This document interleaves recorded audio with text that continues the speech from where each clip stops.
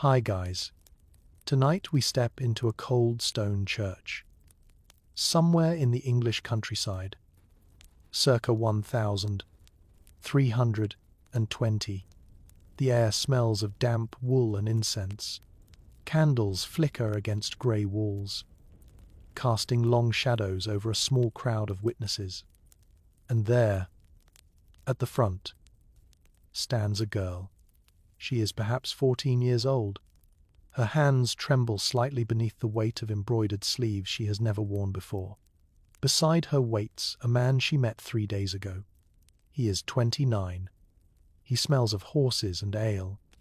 And in a few moments, she will belong to him entirely, her body, her future children, her property, her voice.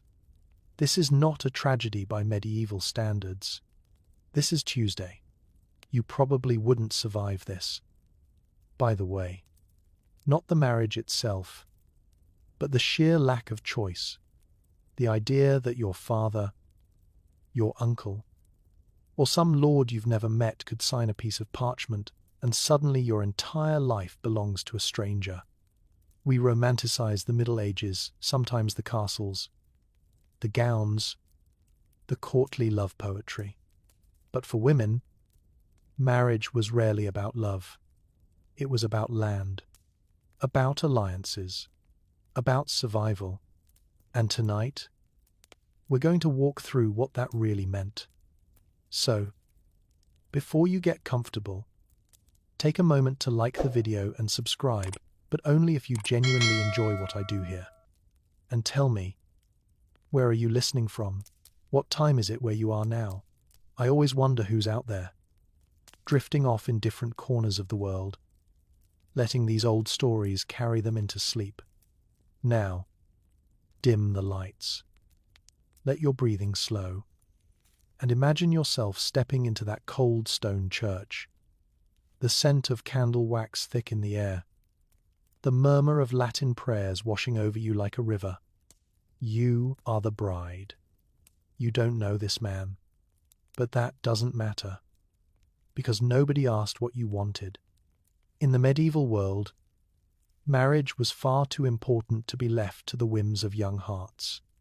It was a contract, a merger, a carefully negotiated transfer of wealth and obligation.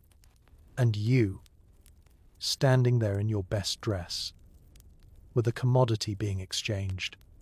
Let's be clear about something historians often emphasize. The concept of marrying for love is remarkably modern. For most of human history, and certainly throughout the medieval period, marriage served practical purposes. Among the nobility, it forged political alliances. A daughter married to the son of a rival lord could prevent a war or start one, if things went poorly. Among the peasantry, marriage combined labor forces. A wife wasn't just a companion, she was a business partner, a co-worker, an essential part of the household economy.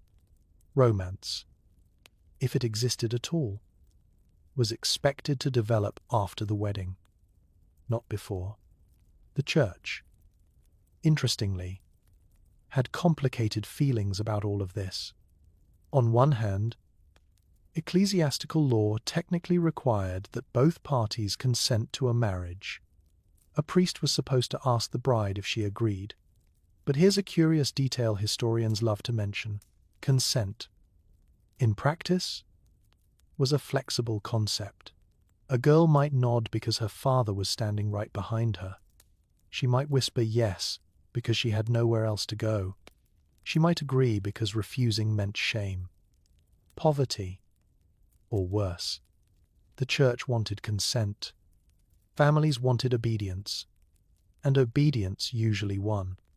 You feel the weight of everyone's gaze upon you now. The priest's voice drones on in Latin, words you half understand. Your mother is somewhere behind you, probably relieved. This marriage secures your future, or at least, that's what she tells herself. Your father has already received the first portion of the bride price. Negotiations took months. There were arguments about land boundaries, about livestock, about exactly how many silver coins your virtue was worth. You were not present for these discussions. Of course, you were upstairs, learning to embroider. While your fate was decided over wine and handshakes, the man beside you clears his throat. You catch a glimpse of his profile. He has a beard, flecked with grey. His hands are large, calloused. He is not unkind.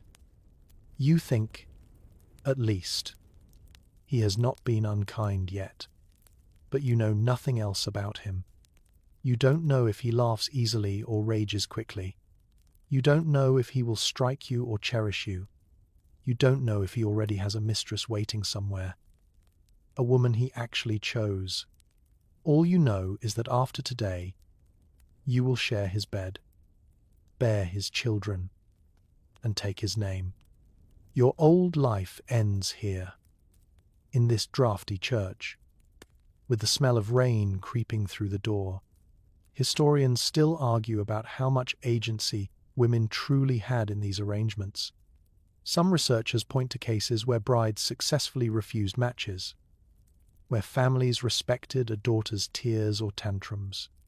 There are court records of annulments granted because a girl swore she never consented, that the words were forced from her lips. But these cases are exceptions. They survive in the records precisely because they were unusual. For every girl who escaped an unwanted marriage, hundreds more walked silently to the altar, did what was expected, and never complained at least, not where anyone could hear. The priest is asking you something now. You recognize the question. Do you take this man? Your lips move. The word comes out, soft as breath. Yes. And just like that, it's done. The man beside you takes your hand. His grip is firm. Somewhere behind you, someone coughs. A baby cries. The candles continue to flicker.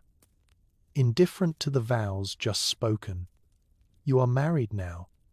You are a wife. And you have no idea what that will mean. The crowd begins to shuffle toward the door, eager for the feast that awaits. There will be food, more food than you've seen in months. There will be ale and music and dancing. Your new husband's family has slaughtered a pig for the occasion. You can smell it already, roasting somewhere outside. The scent of fat and smoke drifting through the church doors. For a few hours, everyone will celebrate. They will toast to your fertility, make crude jokes about the wedding night, and pretend that this is a happy occasion. And perhaps it is. Perhaps you will learn to love this man.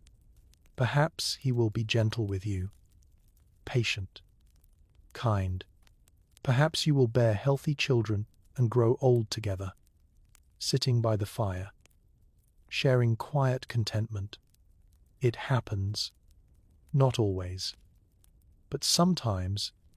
Some medieval marriages were genuinely affectionate, filled with partnership and mutual respect. But tonight, you don't know any of that yet.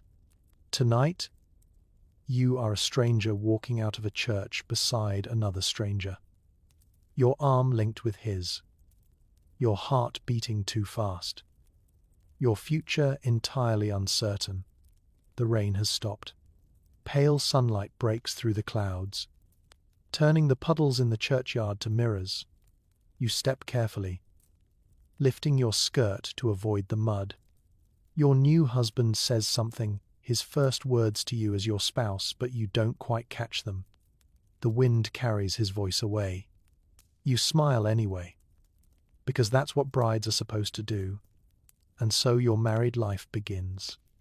You might wonder when this whole arrangement was set in motion. The answer, for many medieval girls, is unsettlingly early. Childhood. As we understand it today, that protected space of play and learning and gradual growth did not exist in the same way. A girl was a future wife from the moment she was born. And in many families, particularly noble ones, the planning began almost immediately. Imagine yourself as a child of 7 or 8, playing in the rushes on the floor of your father's hall. You have a wooden doll, perhaps, or a set of knucklebones for games. You chase the household cat. You steal honey cakes from the kitchen when the cook isn't looking. You are, in many ways, just a child. But already, letters are being exchanged. Already, your father is in discussions with another lord 2 counties away. His son is 9 years old. He has never met you. But if the negotiations go well, you will be his wife before you bleed for the first time. Betrothal, you see, was different from marriage. A betrothal was a promise, a contract, a legally binding agreement that 2 children would wed when they came of age. And of age was younger than you might expect. The church set the minimum age for marriage at 12 for girls, 14 for boys. But betrothals could happen years earlier. Some children were promised to each other while still in the cradle. Some girls were sent to live with their future husband's family at 6 or 7, raised alongside the boy they would eventually marry. Trained by his mother in the specific ways of that household. You feel something shift in your chest as you consider this. The weight of it, a child, sent away from everything she knows, to live among strangers who will one day be her family. She learns their customs, their prayers, their recipes. She learns to please her future mother-in-law, because that woman will rule over her for years to come. She learns to be useful, quiet, obedient, and all the while, she waits. She waits to grow old enough for the wedding that will seal her fate. Here's a curious detail historians love to mention, despite the young ages involved. Consummation was technically supposed to wait until both parties were physically mature. The church frowned upon husbands bedding wives who had not yet reached puberty, but enforcement was inconsistent, and records suggest that some marriages were consummated disturbingly early. There are court cases, annulment proceedings, letters from concerned clergy, all hinting at a darker reality beneath the official rules. Historians still argue about how common such abuses were.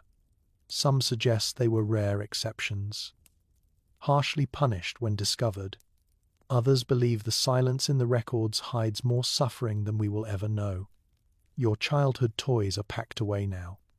The wooden doll goes into a chest. The knucklebones are given to a younger sister. You are 12, perhaps 13, and your body has begun to change in ways that frighten and confuse you. Your mother explains little. There is no comfortable conversation about what to expect.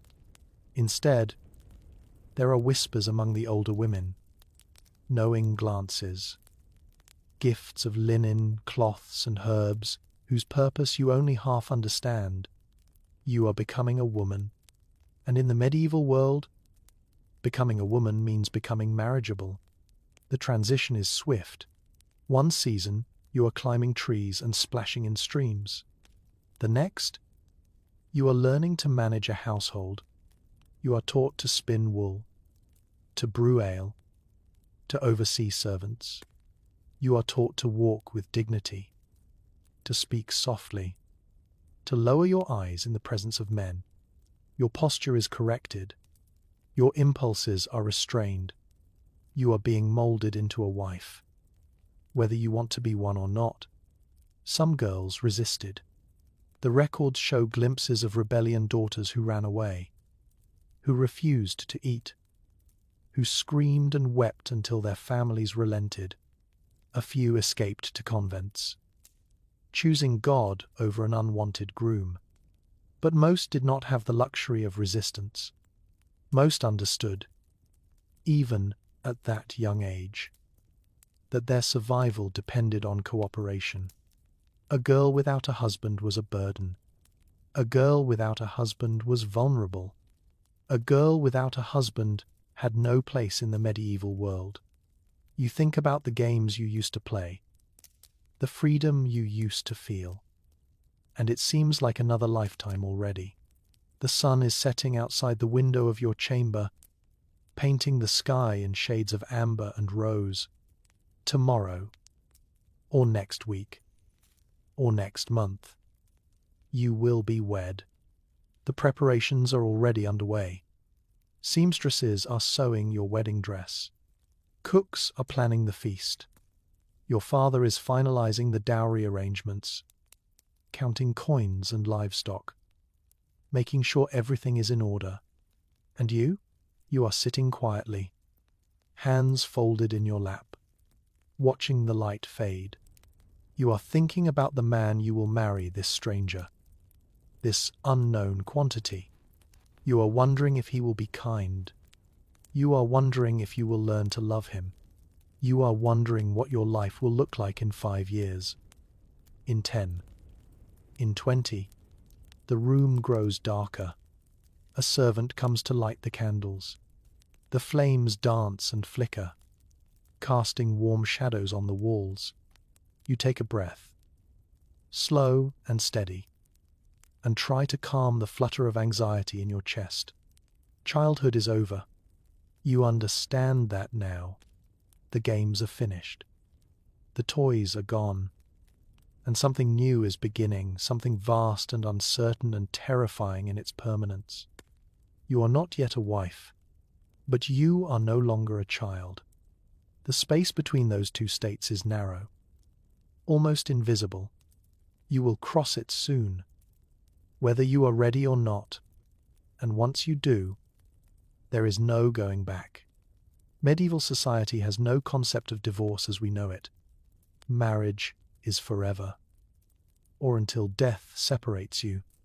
The vows you will speak are not symbolic gestures, they are chains, invisible but unbreakable, binding you to another person for the rest of your life.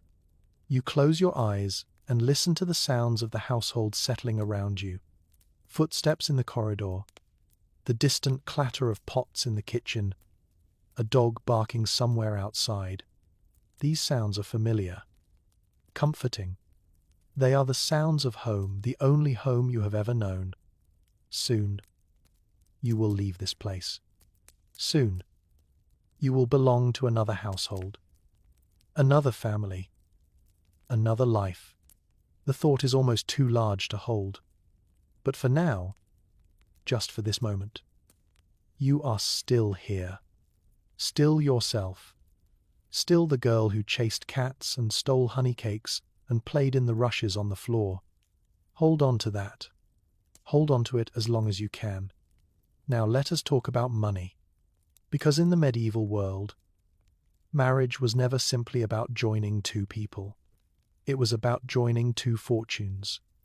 And you, as a bride, were at the center of a complex financial transaction that had been negotiated for months, perhaps years, before you ever walked into that church. The dowry. You have heard this word your entire life. Your mother mentioned it when she taught you to embroider. Good needlework increases your value. She said, your father muttered about it when harvests were poor. How will we afford a proper dowry if the crops fail again? It hung over your childhood like a shadow, this invisible price tag attached to your future. And now, as your wedding approaches, you begin to understand just how much weight it carries. A dowry was the property, money, or goods that a bride's family gave to the groom's family upon marriage. Think of it as your entrance fee into your new life. The richer your family, the larger your dowry, the better husband you could attract. It was brutally simple mathematics. A girl with a generous dowry could marry up, securing a wealthier or more prestigious match than her birth might otherwise allow. A girl with a meager dowry, or none at all, faced grimmer prospects. You feel the cold weight of this reality settling over you. Your worth, reduced to coins and cattle. Your future, determined by how many silver marks your father could scrape together. It seems cruel. And perhaps it is. But in the medieval economy, it also made a certain ruthless sense. Marriage was expensive. A new wife meant another mouth to feed, another body to clothe, another person whose needs must be met.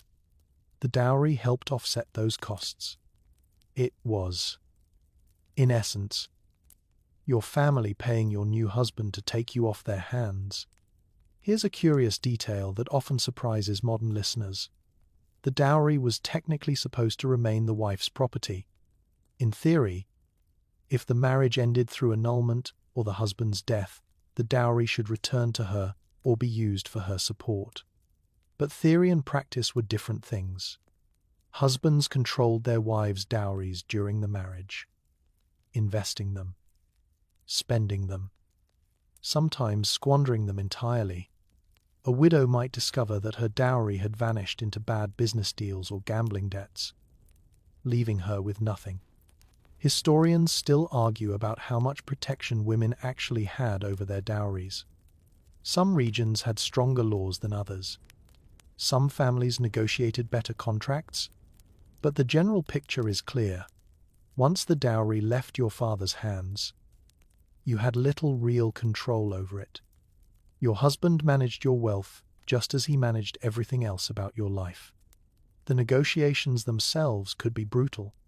Imagine your father sitting across from your future father-in-law, haggling like merchants at a market stall. How much land? Which parcels? What about the livestock? Are the cows included? Or just the sheep and the linens? The furniture? The silver candlesticks your grandmother left behind? Every item was counted, assessed, argued over. Your father wanted to give as little as possible while still securing a good match. Your future husband's family wanted to extract as much as they could. And, somewhere in the middle, a number was reached. Hands were shaken, and your fate was sealed. You were not present for these discussions. Of course, daughters rarely were. You learned the results, second-hand whispered reports from your mother, overheard conversations between servants. You learned that your dowry would include 40 acres of farmland, a dozen sheep, 2 cows, household goods worth a certain sum, and a chest of silver coins that represented your father's life savings. You learned that this was considered respectable, though not extravagant. You learned that your new husband seemed satisfied with the terms. And what about the other side of the equation? The groom's family also had obligations. In many regions, they provided a counter-gift called the dower, sometimes called the bride price or mourning gift. This was property set aside for the wife's use, particularly if she became a widow. The dower gave her some security, some guarantee that she would not be left destitute if her husband died. It was supposed to be her safety net, her insurance policy against an uncertain future. But again, the reality was complicated. Some husbands were generous with their dowers, others promised much and delivered little. Some widows inherited comfortable estates and lived out their days in relative peace. Others found themselves fighting legal battles against their husbands' relatives, who wanted to reclaim every scrap of property for themselves. You think about your mother, about your grandmother, about all the women in your family who have navigated these treacherous waters before you. They survived. They managed. They found ways to protect themselves, to carve out small spaces of security within a system designed to control them. You hope you will be as clever, as resilient, as lucky as they were. The sun has fully set now, and the room is lit only by candlelight. Outside, you can hear the sounds of the village settling into evening livestock being penned, doors closing, voices calling children inside. Somewhere, A woman is singing. The melody is faint, carried on the wind, but it reaches you through the shutters. A lullaby, perhaps, or a love song, or just a tune to pass the time while the bread bakes. You wonder what your life will be worth in the end. Not in coins and cattle, you already know that number, down to the last sheep, but in happiness, in love, in moments of genuine joy. Will your dowry buy you a good life, or merely a tolerable one? Will your husband see you as a partner, or just an asset? Will you find ways to matter beyond your price tag? These questions have no answers yet. They float in the darkness like dust motes, catching the candlelight, drifting without direction. Your mother enters the room, carrying a cup of warm ale. She presses it into your hands and sits beside you on the bed. For a long moment, neither of you speaks. The silence is comfortable, familiar. She has done this before, sat with you in the quiet, offering presents instead of words. Finally, she sighs. It will be all right, she says, and you want to believe her. You want to trust that the dowry negotiations and the careful calculations will add up to something good. You want to hope that the numbers on the contract will translate into warmth, into kindness, into a life worth living. You take a sip of the ale. It is sweet and bitter at once, like so many things. Tomorrow, the preparations continue. But tonight, you rest. The wedding feast has ended. The music has faded. The guests have drunk their fill and made their bawdy jokes, slapping your new husband on the back, winking at you with knowing smiles that make your stomach turn. And now, as the candles burn low in the great hall, it is time for the part of the evening that everyone has been whispering about since you arrived at the church, the bedding ceremony. You feel your pulse quicken as the women of the household gather around you, their hands busy with your laces, your ribbons, your carefully arranged hair. They are not unkind.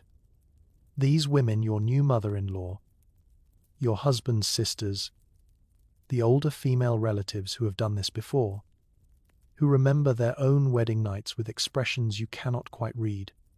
They chat among themselves, offering advice you did not ask for, laughing at private jokes that seem designed to put you at ease but only make you more anxious.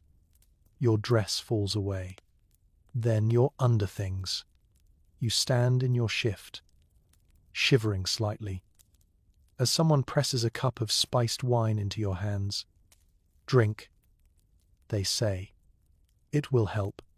You drink, and the warmth spreads through your chest, loosening something tight inside you. But it does not erase the fear. Nothing could erase the fear. In another chamber, your husband is undergoing a similar ritual. The men are with him, helping him undress, filling his cup, offering their own crude wisdom about what is to come. You try not to think about what they might be saying. You try not to imagine the laughter, the boasts, the casual way they discuss your body as though it were a horse to be broken.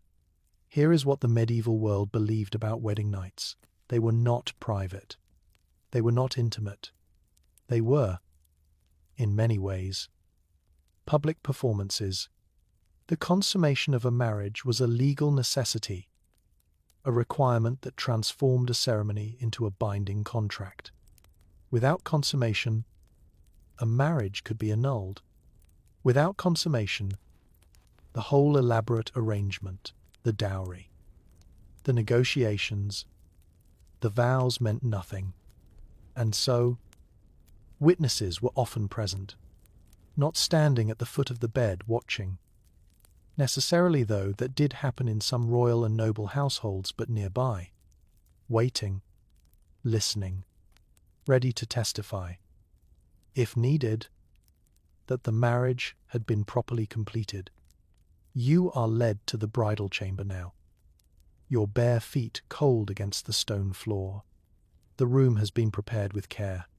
Fresh rushes cover the ground, scented with herbs lavender, rosemary, something sweet you cannot name. The bed is enormous, piled with furs and linens, the curtains drawn back to reveal clean white sheets. Candles flicker on every surface, casting a warm golden glow that should feel romantic but instead feels exposing, as though every shadow is watching. Your husband is already there. He sits on the edge of the bed in his own shift, looking almost as uncomfortable as you feel. This is a small comfort. You realize he is nervous too, perhaps even frightened. For all the bravado of the men's quarters, he is still a human being facing an intimate act with a stranger, watched by relatives, burdened by expectations. The priest enters. Yes, the priest, because even here, in the bedroom, the church has a role to play. He blesses the bed. He sprinkles holy water on the linens. He intones prayers for fertility, for healthy children, for a fruitful union that will please God and continue both family lines. You bow your head and try to focus on the Latin words, but your mind keeps drifting to what comes after the prayers, after the priest leaves, after the door finally closes. Historians still argue about how common the witnessed bedding ceremony truly was. Some researchers believe it was mainly a practice among royalty and high nobility, where the legitimacy of heirs was politically crucial. A princess marrying a prince might have a dozen witnesses outside the chamber door, ready to swear that the marriage was consummated and any resulting child was legitimate. For common folk, the ceremony was likely simpler, perhaps just a blessing from the priest and a ribald procession to the bedroom before the guests finally went home. But the pressure was the same, regardless of class. The marriage must be consummated. The wife must submit. The husband must perform. And if either party failed, if the husband could not complete the act, if the wife resisted too fiercely, the marriage itself was at risk. The priest finishes his blessing and withdraws. The women who accompanied you hover for a moment longer, adjusting the pillows, offering last whispered encouragements, before they too retreat. The door closes with a sound that seems impossibly final, and now you are alone with him. The silence stretches between you like a living thing. You can hear his breathing, slow and deliberate. You can hear your own heartbeat, loud in your ears. The candles flicker. A log shifts in the fireplace, sending up a small shower of sparks. He clears his throat, says your name. It sounds strange in his voice. This name you have carried all your life, now spoken by a man who owns you. What happens next varies. Of course, some husbands were gentle. They understood that their new wives were frightened, inexperienced, perhaps even ignorant of the basic mechanics of what was about to happen. These men took their time, spoke softly, tried to make the experience less terrifying. Some marriages that began in awkwardness blossomed into genuine affection, with wedding nights remembered later as clumsy but tender beginnings. Other husbands were not gentle. They saw the wedding night as their right, their wife's body as property to be claimed. They did not ask permission. They did not wait for readiness. They took what they believed they were owed, quickly and without regard for the fear or pain of the woman beneath them. You do not know yet which kind of husband you have married. You sit on the edge of the bed, your hands folded in your lap, your eyes fixed on the floor. He moves closer. His hand touches your shoulder, warm, heavy, unfamiliar. Outside the chamber, you imagine the witnesses waiting, the relatives who will ask, In the morning, if the marriage was completed, the servants who will check the sheets for blood, that traditional proof of virginity surrendered, the entire household invested in what happens in this room tonight. You close your eyes, you take a breath, and you surrender to the role that has been chosen for you. Morning arrives slowly, grey light creeping through the shutters, bringing with it a new reality. You open your eyes, and for a moment, you do not remember where you are. The ceiling is wrong. The smell is wrong. The weight of the blankets, the texture of the linens, the distant sounds of an unfamiliar household stirring to life, all of it is strange. Then you feel the warmth beside you, a body, a man's body, and everything rushes back. You are a wife now. This is your home, and the life you knew before your father's hall, your childhood chamber, the servants who watched you grow, all of it belongs to the past. You lie still, careful not to wake him, and take stock of your situation. The bedding ceremony is over. You survived it. Whatever happened in the darkness, you are still here, still breathing, still yourself. This is something. This is not nothing. You hold on to this small victory as the household begins to wake around you. But survival is only the beginning, because now comes the harder part, living in this new place. Among these new people, under the authority of a family that is not your own, your husband's mother is the first challenge you will face. She has been the mistress of this household for decades, running everything with an iron efficiency that leaves little room for a newcomer. She decides what is cooked and when. She directs the servants. She controls the keys to the storerooms, the pantries, the chests where the household valuables are kept, and she has no intention of surrendering any of this authority to you. You are, in her eyes, an intruder, a necessary one. Perhaps she wanted grandchildren.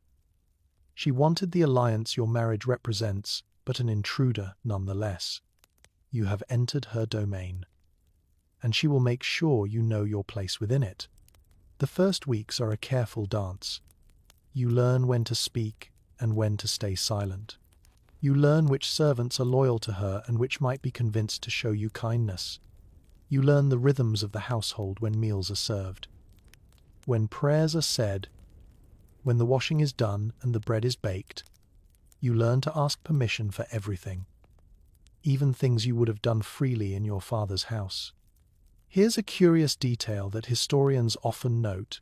In many medieval households, the mother-in-law held formal authority over the daughter-in-law until the older woman died or voluntarily stepped aside.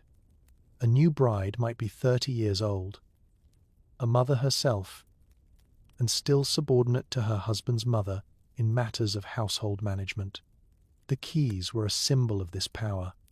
Whoever held the keys controlled the household, and those keys rarely passed to the younger generation without a struggle.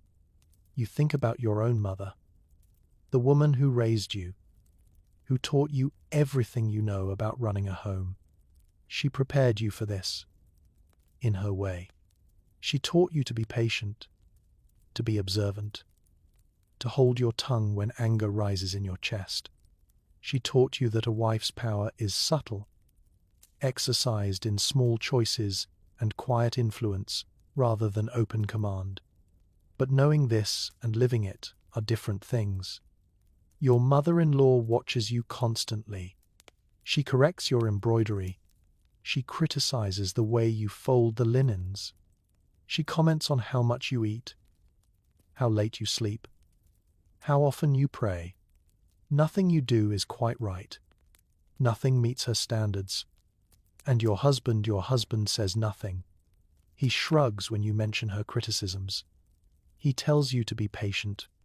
He reminds you that his mother has run this household since before you were born, and perhaps you could learn something from her experience. You swallow your frustration and nod. What else can you do? The servants are another matter. They have their own hierarchies, their own loyalties, their own ways of doing things. Some of them have served this family for generations. They knew your husband when he was a boy running through the halls. They knew his first wife, yes. There was a first wife. Dead in childbirth 3 years ago. Rarely mentioned but never quite forgotten. You see her ghost in their eyes sometimes.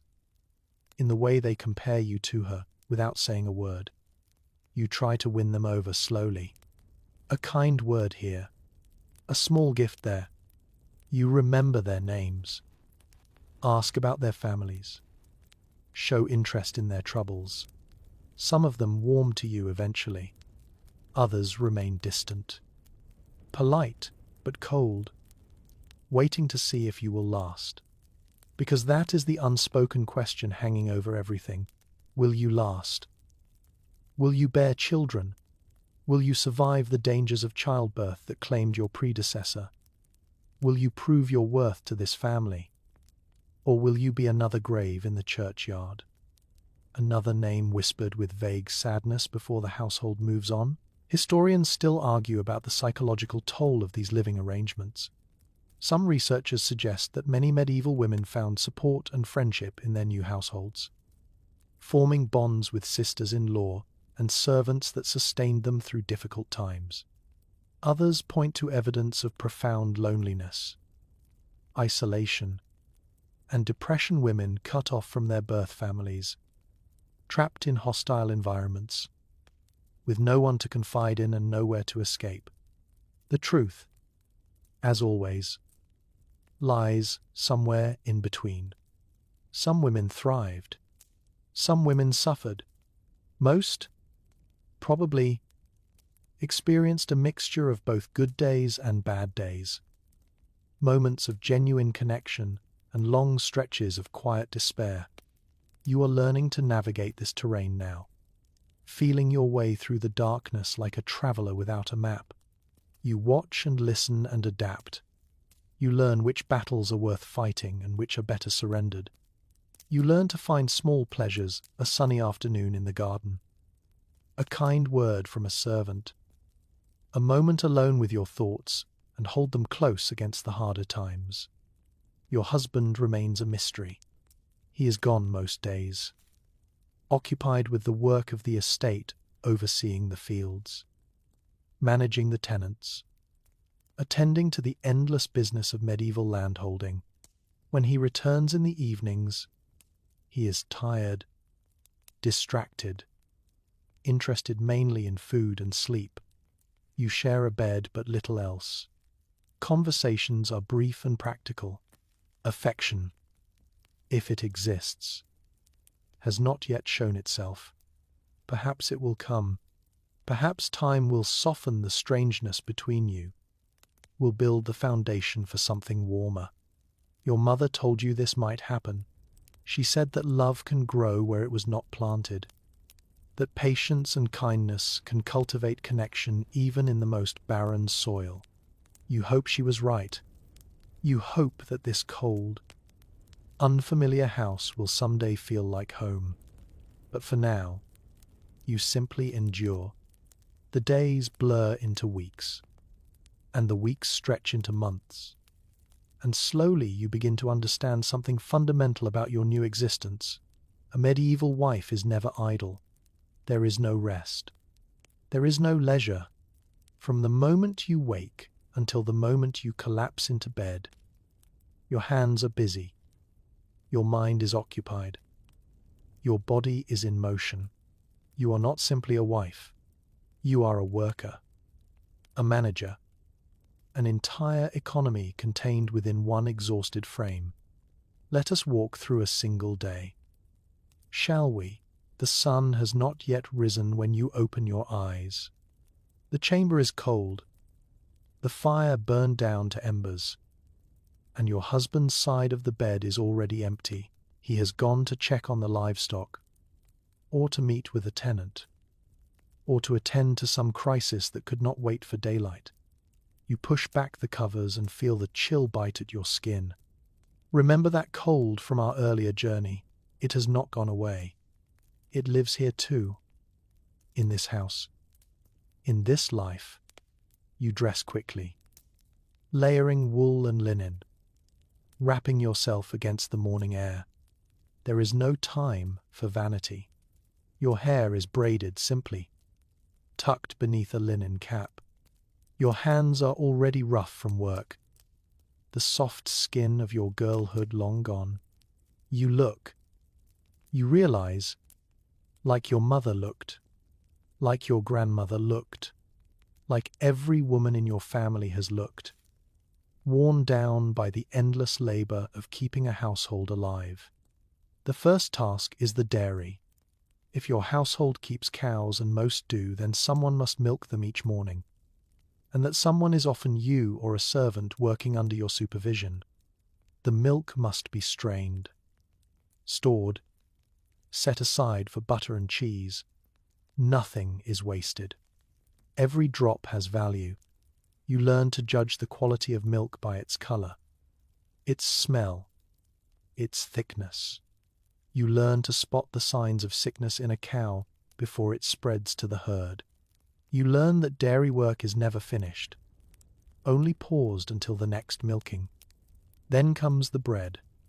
Bread is the foundation of the medieval diet, the one food that appears at every meal. The difference between survival and starvation: if you are lucky, your household has a bread oven. If not, you must take your dough to the communal oven in the village and pay for the privilege of baking. Either way, the process is long and exhausting: grinding grain, mixing dough, kneading until your arms ache, waiting for the rise, shaping the loaves, tending the fire, watching the bake. A single mistake can ruin a week's worth of flour. You cannot afford mistakes. Here's a curious detail that modern listeners often find surprising. Brewing ale was traditionally women's work in the medieval period. The alewife was a respected figure in many communities, responsible for producing the weak, nutritious ale that everyone drank because the water was often unsafe. You learn this skill too, watching the older women of the household as they tend the mash, add the yeast, monitor the fermentation. The smell of brewing ale becomes familiar, almost comforting, yeasty and warm, a promise of something nourishing to come. By mid-morning, you have already accomplished more than many modern people do in an entire day. But you are not finished, not even close. The spinning never stops. Wool must be carded, cleaned, spun into thread. The thread must be woven into cloth. The cloth must be cut and sewn into garments. Every piece of clothing your household wears passes through your hands at some point, if not in the making. Then, in the mending, you learn to patch and repair, to extend the life of a tunic by another year, another season, another month. Fabric is precious. Labor is cheap, and so you work. The garden requires attention. Herbs for cooking, herbs for medicine, vegetables for the table. You learn which plants grow well in your soil, which need more sun, which attract pests that must be picked off by hand. Your knees grow calloused from kneeling in the dirt. Your fingernails are perpetually stained with earth. But the garden feeds your family, and so you tend it faithfully, rain or shine. Historians still argue about how much authority medieval wives truly held over household production. Some researchers emphasize the partnership model: husband and wife, working together as co-managers of a domestic economy, each with their own sphere of expertise. Others point to the legal reality that husbands owned everything, controlled everything, and could override their wives' decisions at any moment. The truth likely varied by household, by region, by the personalities involved. What is not disputed is the sheer volume of work. A medieval household was a production unit, not just a living space.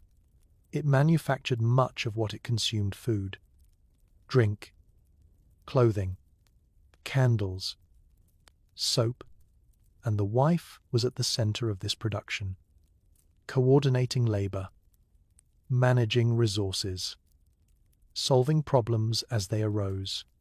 You think sometimes about the ladies in the songs, the ones the troubadours sing about. They sit in towers.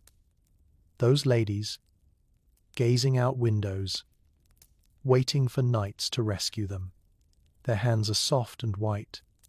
Their gowns are spotless. They have never scrubbed a pot or wrung out a washing or pulled a stubborn weed from between the cabbages. Those ladies do not exist. Or if they do, they exist in a world so far removed from yours that they might as well be creatures from a fairy story. Your reality is rougher, harder, more demanding. Your reality smells of wood smoke and animal dung and rising bread. Your reality has calluses. And yet, there is something in this labor, something almost sacred. You are keeping people alive. You are transforming raw materials into sustenance, into warmth, into survival. Every loaf of bread is a small miracle. Every garment stitched is a victory against the cold. You are tired. Yes, you are always tired. But you are also necessary. You matter in ways that cannot be measured in coins or dowries. The afternoon brings more tasks: checking on the chickens, collecting eggs, perhaps slaughtering a hen for dinner.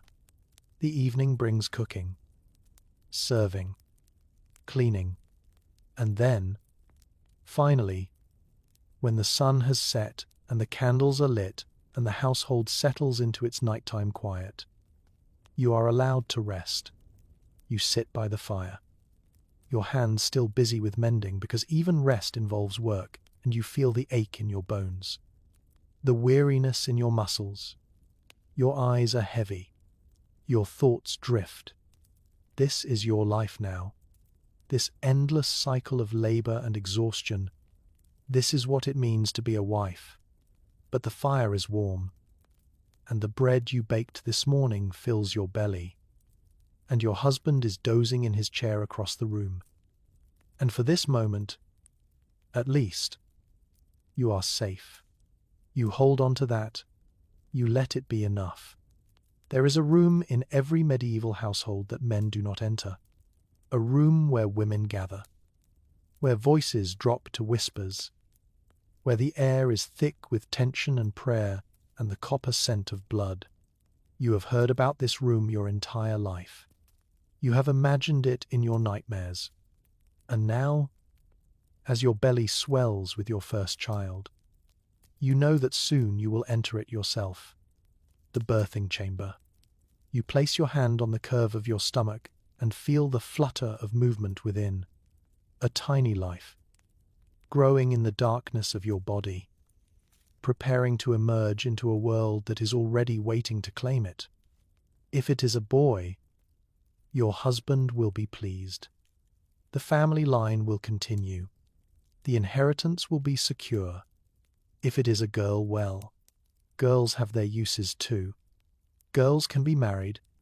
Girls can forge alliances. Girls can bring dowries into other families and bear children of their own. But first, the child must be born, and you must survive the bearing. Here is a truth that medieval women understood in their bones. Not occasionally dangerous, not sometimes dangerous, but consistently, reliably, terrifyingly dangerous. Historians estimate that somewhere between 1 and 3% of births resulted in the mother's death, a number that sounds small until you remember that most women gave birth multiple times. A woman who bore 6 children had roughly a 1 in 5 chance of dying in the process. Those are not good odds. Those are the odds of a slow and bloody lottery. You try not to think about the first wife.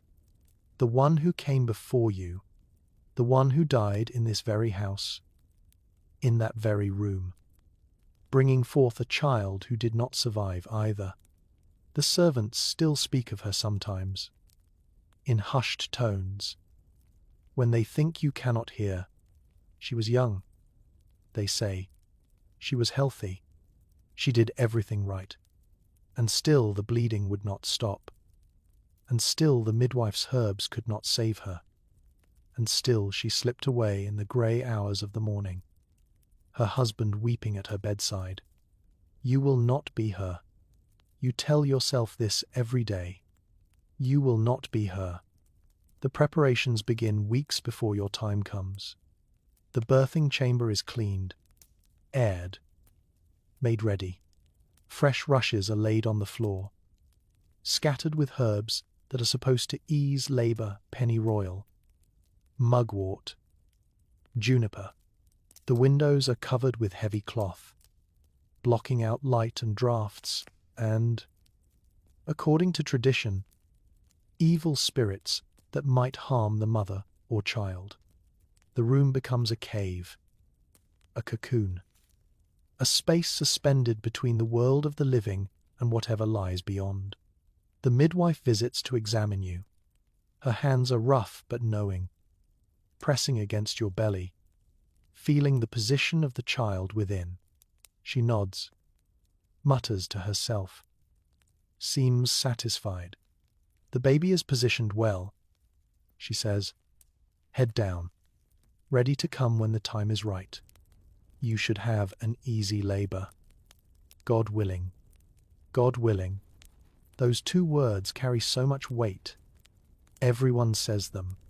Everyone believes them. Because in the end, after all the preparations and prayers and herbal remedies, childbirth comes down to luck, to fate, to the mysterious workings of a body that even the wisest midwife does not fully understand. Here's a curious detail that often surprises modern listeners.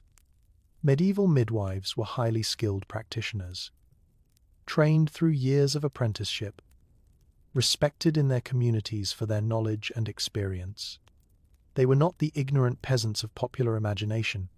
They knew how to turn a breached baby, how to ease a difficult labor, how to manage complications that would challenge even modern physicians.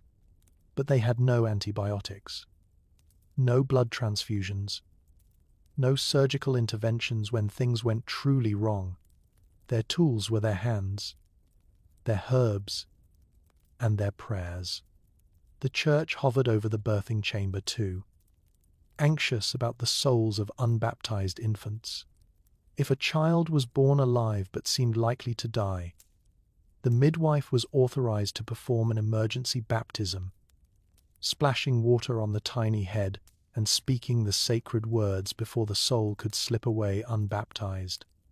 Some midwives carried holy water with them always, ready for this grim necessity. Some priests trained midwives specifically in the baptismal rite, understanding that there would be moments when no clergyman could arrive in time. You think about this as you lie awake at night, your hand resting on your swollen belly. You think about the child within you, this stranger you have never met, this life that depends entirely on your body's ability to do what bodies have done since the beginning of time. You think about the pain that is coming, the blood, the screaming that the other women have warned you about with grim smiles. You think about the possibility, the very real possibility, that you might not survive. Your mother-in-law has softened toward you. Now that you carry the family's hope inside you, she brings you extra portions at meals, insists that you rest, fusses over you in ways she never did before. You are precious now, not for yourself, but for what you contain. You are a vessel. Your value has increased. The weeks pass. Your body grows heavier, more awkward. Simple tasks become difficult. You waddle rather than walk. Sleep comes in fragments, interrupted by the baby's kicking. by the need to relieve yourself, by the anxious thoughts that circle endlessly in the darkness. And then, one morning, you wake to a wetness between your legs and a tightening in your belly that is different from anything you have felt before. The time has come. Your body has decided, without consulting you, that it is ready to bring forth this child. The women come quickly. The midwife arrives with her bag of tools and herbs. The birthing chamber swallows you whole. You will remember the next hours as a blur of pain and pressure and voices urging you to push. You will remember the smell of blood and sweat and burning herbs. You will remember gripping someone's hand so tightly that your nails leave marks. You will remember screaming, though later you will not quite believe those sounds came from your own throat. And then, finally, a different cry, high and thin and unmistakably alive. A baby, your baby, placed wet and wailing on your chest, its tiny face scrunched in protest at the cold shock of the world. You did it. You survived. The midwife is smiling. The women are weeping. Someone is saying prayers of thanksgiving, and you are lying there, exhausted beyond measure, bleeding and broken but alive, holding this impossible creature that grew inside you, that fought its way out of you, that now blinks up at you with eyes that seem to hold the entire universe. You will rest now. You will heal. The long confinement begins weeks of recovery, of nursing, of being tended like an invalid while your body slowly remembers how to be itself again. But that is a story for another moment. For now, you simply breathe and hold your child and marvel at the fact that you are still here to do so. You might think that what happens in your own bedroom is your own business, that the intimacy between husband and wife is a private matter, hidden behind closed doors, beyond the reach of anyone else's authority. But in the medieval world, you would be wrong, because the church was watching.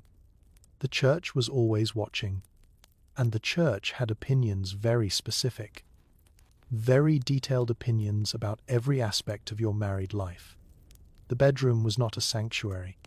It was a battleground of sin and duty, pleasure and penance, natural urges and divine law. And you, as a wife, were expected to navigate this battlefield according to rules you did not make and could not change. Let us begin with the calendar. Yes, the calendar, because the church had designated certain days, certain seasons, certain times when marital relations were forbidden. You could not lie with your husband during Lent, those 40 days of fasting and reflection before Easter. You could not lie with him during Advent, the 4 weeks before Christmas. You could not lie with him on Sundays, because that was the Lord's Day. You could not lie with him on Wednesdays or Fridays, because those were days of abstinence. You could not lie with him on feast days, saints' days, or any of the dozens of holy occasions scattered throughout the year. If you add all these restrictions together, and historians have done exactly that, you discover that nearly half the year was technically off limits for marital intimacy. Half the year. The church expected married couples to abstain for roughly 180 days annually, give or take, depending on which feast days fell when. Here's a curious detail that historians love to debate. How strictly were these rules actually followed? The evidence suggests a wide range of compliance.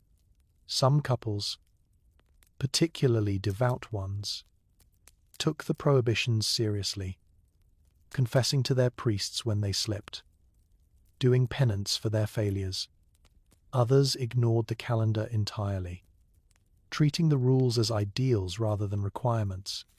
And many, probably most, fell somewhere in between, trying to follow the restrictions when convenient, bending them when desire or circumstance made abstinence difficult. But the rules existed, and if you confessed your sins, which you were expected to do regularly, your priest would ask about them. He would want to know if you had lain with your husband on forbidden days. He would want to know the details. And the details mattered, because beyond the calendar, the church had opinions about positions, about purposes, about the very nature of the marital act itself. You feel a flush of embarrassment even thinking about this, but it was the reality of medieval life. The church taught that marital relations were only acceptable when performed for the purpose of procreation. Pleasure was suspect. Pleasure was dangerous. Pleasure led the soul astray from its proper focus on God and duty. The ideal Christian couple would lie together only when trying to conceive, would take no enjoyment from the act, and would feel appropriately guilty if any enjoyment accidentally occurred. Certain positions were considered more sinful than others. The church preferred what it called the natural position, the one most likely to result in conception, the one that placed the husband above and the wife below, the one that seemed to mirror the proper hierarchy of Christian marriage. Other positions were discouraged or outright forbidden, classified as deviations from God's intended design. Historians still argue about how these teachings translated into actual bedroom behavior. Some researchers suggest that church doctrine created a culture of guilt and shame around sexuality that persisted for centuries. Others point out that ordinary people often ignored clerical pronouncements, living their lives according to common sense and natural desire rather than theological abstraction. The surviving penitentials, those handbooks priests used to assign penance for various sins, suggest that the church was fighting a losing battle against human nature. Your husband, you have noticed, does not seem particularly concerned with the church's calendar. He comes to you when he wishes, regardless of the day, and you have learned not to refuse him, because that is another rule: a wife must submit to her husband's desires. She must be available to him, open to him, ready to fulfill her marital duty whenever he requires it. To refuse without good cause was itself a sin, a violation of the marriage contract, grounds for complaint if not outright punishment. You think about the women who came before you, the generations of wives who navigated these impossible contradictions. Submit to your husband, but abstain on holy days. Welcome his advances, but feel no pleasure. Be fruitful, but be modest. Be available, but be pure. The expectations twisted around themselves like serpents, impossible to satisfy completely, designed perhaps to keep women in a permanent state of guilt and inadequacy. The confessional became a strange space of reckoning. You kneel in the darkness, the wooden screen between you and the priest, and you whisper your sins. You confess to lying with your husband during Lent. You confess to feeling pleasure when you should have felt only duty. You confess to thoughts, to desires, to the uncontrollable stirrings of your own body. The priest assigns penance prayers, fasting, perhaps a small act of charity. You complete your penance and emerge cleansed, only to sin again the following week. Some women found ways to use these rules to their advantage. A wife who wished to avoid her husband's advances could claim religious restriction. It is Friday, my Lord, or the vigil of such and such saint. A woman exhausted from childbirth could invoke the churching period the weeks after birth, when she was considered ritually unclean and expected to abstain. These were small freedoms, carved out within a system designed to control. But they were freedoms nonetheless. The church's obsession with marital sexuality extended to pregnancy and nursing as well. Some theologians argued that relations during pregnancy were sinful, since conception had already occurred and procreation was no longer possible. Others disagreed. But the debate itself reveals the depth of clerical interest in controlling every aspect of married life. You lie awake sometimes, your husband snoring beside you, and you wonder what God truly thinks of all this, whether the creator of the universe really cares about which day of the week you embrace your spouse, whether the divine plan includes detailed regulations about bedroom positions, whether the guilt you feel is holy conviction or simply the residue of teachings designed to keep you small and obedient. You have no answers, only questions, only the endless negotiation between desire and duty, body and soul, earthly marriage and heavenly expectation.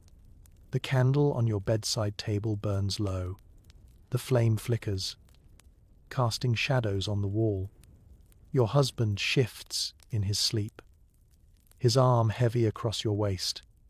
Outside, an owl calls into the darkness, its voice lonely and strange. You close your eyes and try to quiet your thoughts. Tomorrow is Sunday. Tomorrow you will pray. Tomorrow you will confess whatever sins you have accumulated. But tonight, you simply rest. Imperfect, human, alive. And yet, despite everything, the arranged matches, the dowry negotiations, the cold church ceremonies between strangers, sometimes love crept in anyway.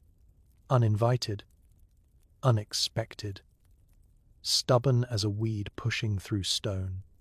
You have seen it happen. You have heard the stories, and perhaps, if you are lucky, you have felt it yourself. Love was not supposed to matter. The troubadours sang about it. Yes, weaving elaborate fantasies of noble knights pining for unattainable ladies, of courtly devotion that existed outside of marriage, of passion that burned precisely because it could never be fulfilled. But that was poetry. That was entertainment for idle hours. Real marriage. Practical marriage. The marriage that held society together, that was supposed to be about land and alliances and children. Love was a pleasant bonus, if it came at all.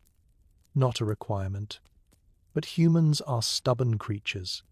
Hearts are stubborn things. And no amount of practical arrangement could entirely extinguish the possibility of genuine affection. You think about the couples you have known, your own parents. Perhaps did they love each other? You remember them sitting by the fire in the evenings, your father's hand resting on your mother's shoulder, the quiet conversations that seemed to require no words. You remember the grief in your father's eyes when your mother fell ill, the way he refused to leave her bedside, the prayers he whispered when he thought no one was listening. That was love, wasn't it? Something grown slowly over decades of shared labor and shared sorrow. Something that might not have existed on their wedding day, but had deepened into an unbreakable bond by the end. Historians have found evidence of such love scattered throughout the medieval record. Letters between separated spouses, full of longing and tenderness. Wills that speak of beloved wives with genuine emotion. Grave markers that memorialize not just names and dates, but the quality of the relationship. Faithful companion, cherished partner, the light of my days. These fragments suggest that arranged marriages were not always loveless prisons. Some of them, perhaps many of them, became genuine partnerships marked by affection, respect, and even passion. Here's a curious detail that often surprises modern listeners. Medieval people were not ignorant of romantic love. They simply had different expectations about when and how it should develop. The assumption was that love would follow marriage, not precede it. You married a stranger, and then you learned to love that stranger through the daily intimacy of shared life. You discovered their kindness in small gestures. You appreciated their strength in times of crisis. You forgave their flaws because you had flaws of your own. Love was a project, a construction, something built deliberately over years rather than struck suddenly like lightning. Your husband has been kind to you. You can say that now. Several years into your marriage, he is not the passionate lover of the troubadour's songs. He does not compose poetry for you, or bring you flowers, or whisper sweet words in the darkness. But he is steady. He is reliable. He notices when you are tired and sends you to rest. He brings you small gifts from the market, a ribbon for your hair, a comb of honey, a piece of fabric in a color he knows you favor. He asks your opinion on matters of the household, and sometimes even follows your advice. Is this love? You are not entirely sure. It does not feel like the stories. It does not burn or ache or consume, but it feels like something warm and solid, something you can lean against when you are weary, something that makes this life bearable in ways you did not expect. Some nights, after the children are asleep and the household is quiet, you sit together by the fire. He tells you about the day's work, the difficult tenant, the promising harvest, the mare that is about to foal. You tell him about the household's small dramas, the quarrel between servants, the child's first steps, the letter from your sister. The conversation is ordinary. The topics are mundane, but there is a comfort in it, a familiarity that feels precious. You remember the girl who stood trembling in that cold stone church, a stranger beside a stranger, her future entirely unknown. You want to tell her that it will be all right, that the fear will fade, that the stranger will become, if not a soulmate, then at least a companion, that there are worse fates than learning to love the person you married. Not everyone is so fortunate. Of course, you know this too.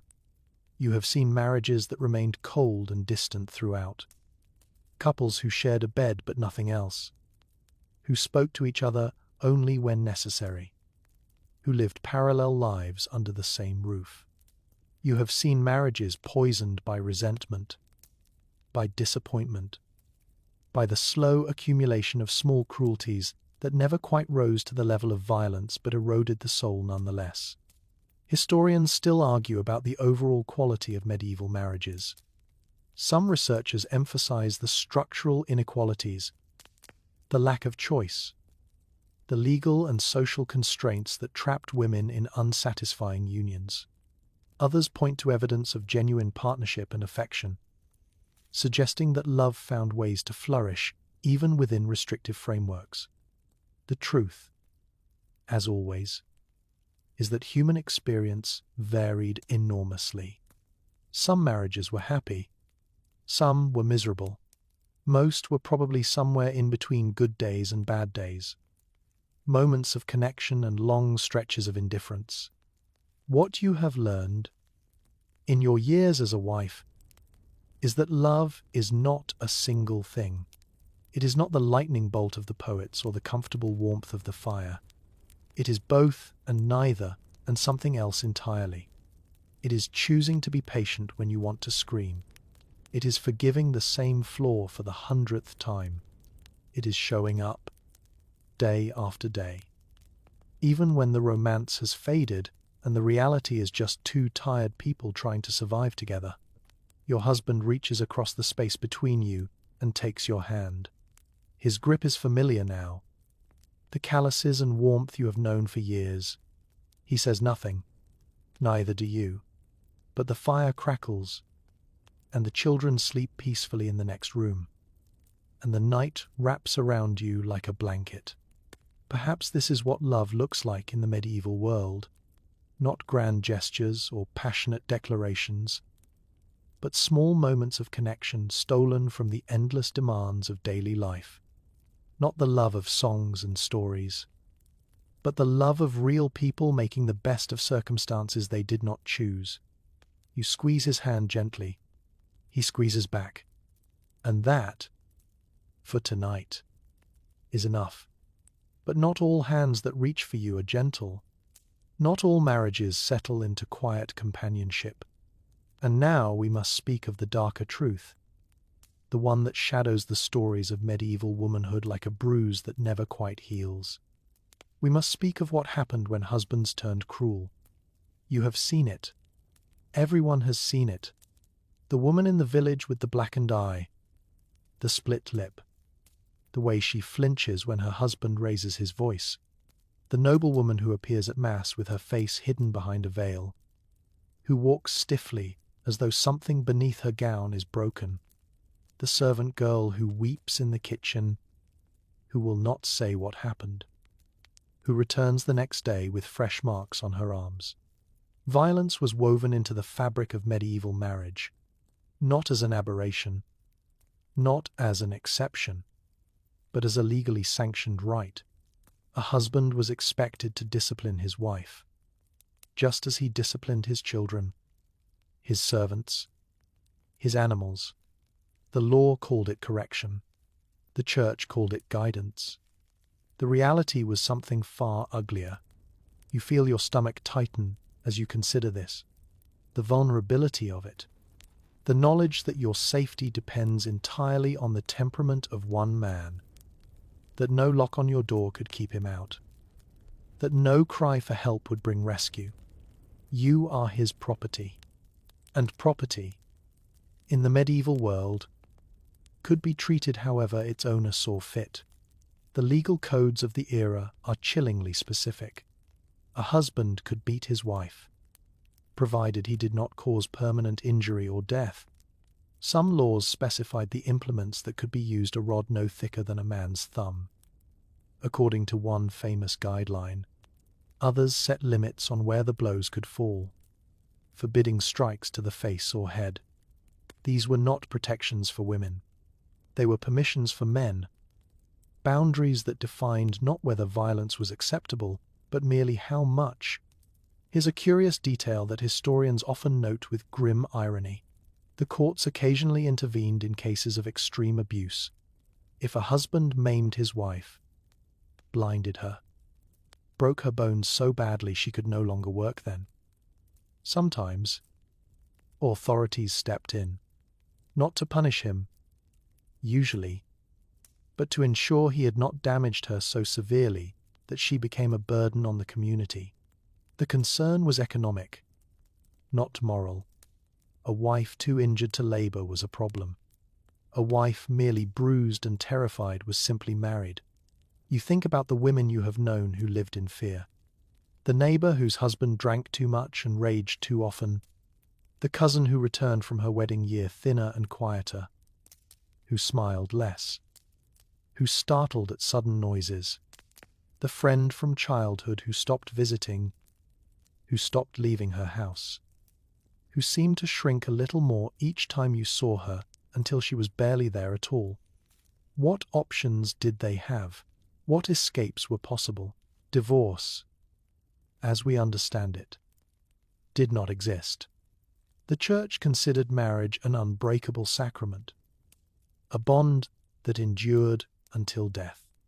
Annulment was theoretically possible if you could prove the marriage was invalid from the start, that some impediment had existed all along.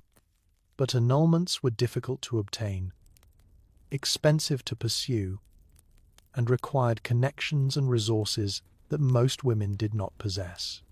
Separation was another option, marginally more accessible.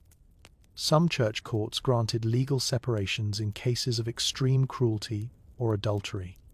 These separations did not dissolve the marriage, neither party could remarry, but they allowed the wife to live apart from her husband, sometimes with a portion of her dowry restored for her support. The records of these proceedings are painful to read. Women describing years of abuse, presenting witnesses to their suffering, begging for release from unions that had become unbearable. But even separation required proof, required resources, required the courage to stand before a court and accuse your husband publicly. Many women had none of these things. Many women simply endured. Some found other escapes, running away, disappearing into the anonymity of a distant town, starting over under a new name. This was risky. A woman alone, without male protection, was vulnerable in ways we can scarcely imagine. She might find work as a servant or fall into prostitution. She might be caught and returned to her husband, facing worse punishment for her defiance. But some took the risk anyway. Some decided that anything was better than remaining. Others found refuge with family, returning to their birth homes, seeking protection from fathers and brothers who might challenge the abusive husband.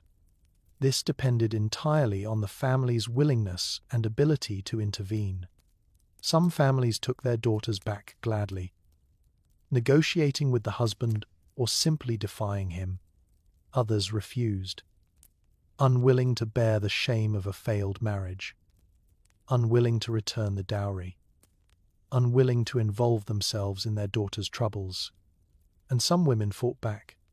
The records contain scattered accounts of wives who defended themselves, who struck their husbands in return, who used weapons when fists were not enough. These women were not celebrated. They were punished, often severely. A wife who killed an abusive husband was guilty of petty treason, a crime considered worse than ordinary murder because it violated the natural hierarchy. The punishment could be death by burning. You lie awake some nights and listen to the sound of your husband breathing beside you. He has never struck you. He has never raised his hand in anger. But you know, with a cold certainty that never quite leaves you, that he could, that the law would permit it, that your safety is a gift he gives, not a right you possess. This knowledge changes something inside you. It makes you careful. It makes you watchful. It makes you attentive to his moods, his frustrations, the subtle signs that his temper might be rising. You learn to soothe before the storm arrives. You learn to disappear when danger threatens. You learn the survival skills that women have always learned, the quiet strategies that keep peace in houses where peace is fragile. The fire has burned low. The room is growing cold. Somewhere outside, a dog barks once and falls silent. The night presses against the shutters, vast and indifferent to the small dramas of human cruelty. You pull the blankets tighter around yourself and try to quiet your thoughts. You are one of the lucky ones. You know this. Your husband is not a monster. Your marriage is not a prison. But you cannot forget the women who are not so lucky. You carry them with you. Their bruises and their silence. Their endurance and their fear. You carry them. And you hope that somewhere, somehow, things might one day be different. And then, one day, he dies. Your husband. The man who shared your bed, your table, your life for all these years. He falls ill in autumn. A fever that will not break. A cough that deepens into something terrible. The physician comes with his leeches and his theories about unbalanced humors. The priest comes with his prayers and his holy oil. And still the fever burns. And still the cough worsens. Until one grey morning you wake to silence beside you. He is gone. You sit with the body for a long time.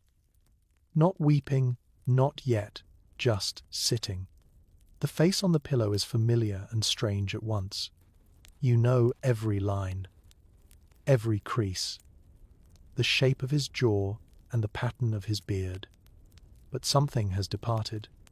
The animating spark that made him him has vanished, leaving only this shell, this empty vessel cooling beneath the blankets. Grief comes later.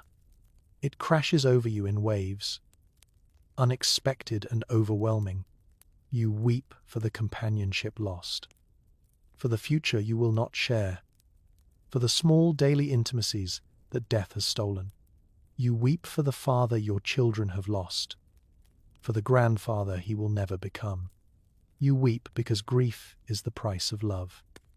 And you did love him, in your way, despite everything. But beneath the grief, if you are honest, something else stirs. Something that feels almost like relief. And beneath the relief, something stranger still. Freedom. Widowhood in the medieval world was a peculiar state. It was mourning and liberation tangled together. Loss and opportunity intertwined. For many women, the death of a husband brought genuine sorrow, but also the first taste of autonomy they had ever known. A widow was no longer under her father's authority, no longer under her husband's control. For the first time in her life, she belonged, legally and practically, to herself. You feel this strange new power settling over you like an unfamiliar garment. Decisions that were once made for you are now yours to make. The household accounts, the management of the estate, the future of your children, all of this falls to you now. It is terrifying. It is exhilarating. It is both at once. Here's a curious detail that historians often emphasize. Widows in medieval society enjoyed legal rights that married women did not possess. A widow could own property in her own name, conduct business, enter into contracts, sue and be sued in court. She could manage her dower, that portion of her husband's estate, set aside for her support without male oversight. She could, in many cases, continue running the family business, whether that was a farm, a workshop, or a trading enterprise. Some widows thrived in this independence. The records are full of successful businesswomen who emerged from widowhood with new purpose and prosperity. Alewives who expanded their brewing operations, merchants who took over their husbands' trade networks, landowners who managed their estates with shrewdness and skill. These women proved, in ways that must have unsettled the patriarchal order, that female competence was not a myth. You think about what you will do now. The estate is modest but manageable. Your husband's debts are not overwhelming. Your children are young but healthy. You have options, more options than you ever had as a wife. More choices than you ever imagined as a girl waiting at the altar. But freedom comes with dangers too. You are aware of them. Acutely aware. A widow alone is a widow vulnerable. Relatives circle like wolves, eager to claim the property they believe should have gone to them. Suitors appear, charming and insistent, their eyes fixed not on you but on your dower lands.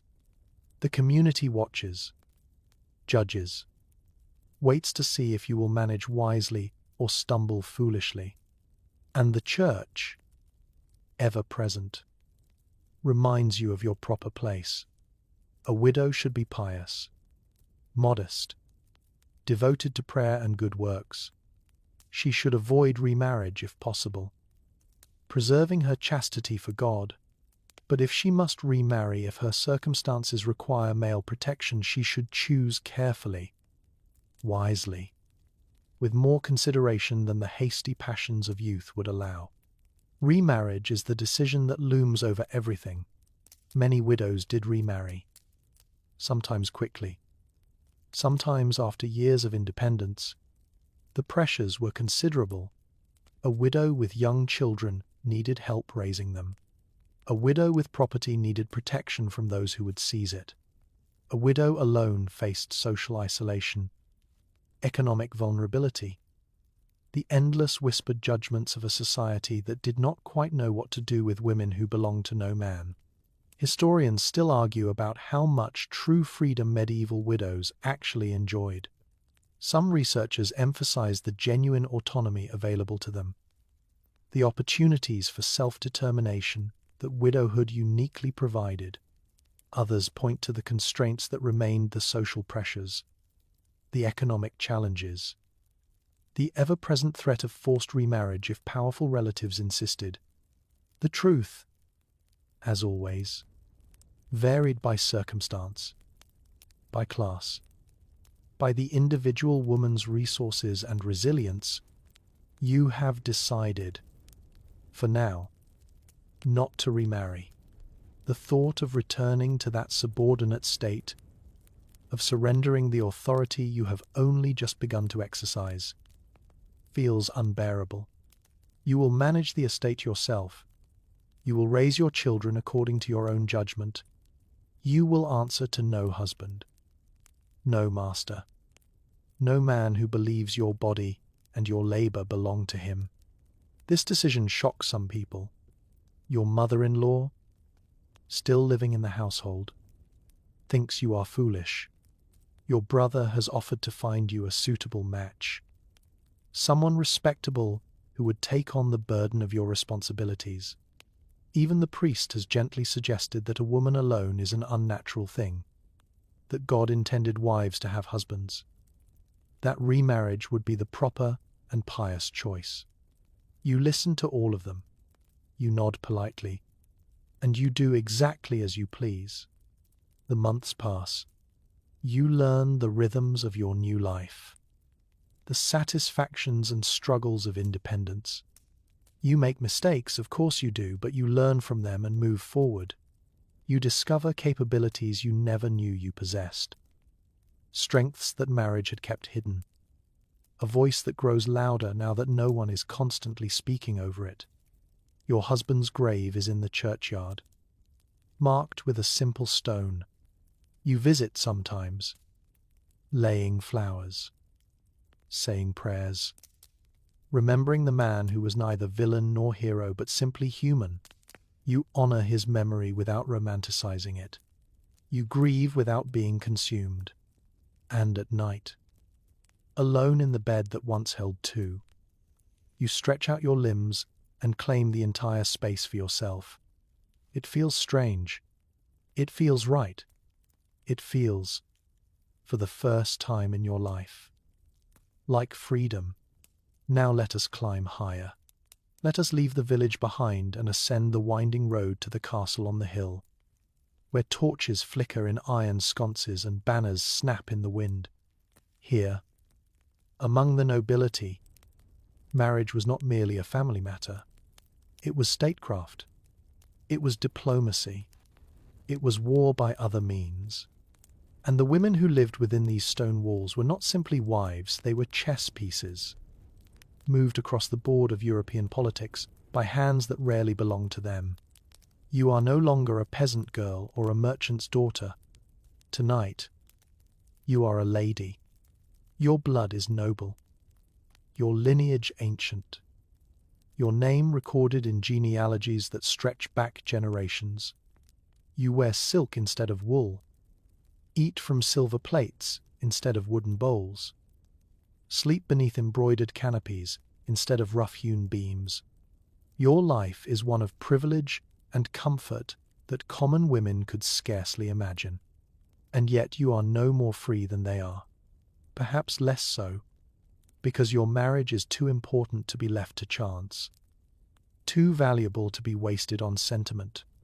Kings and dukes and earls have plans for you, plans that have nothing to do with your happiness and everything to do with power.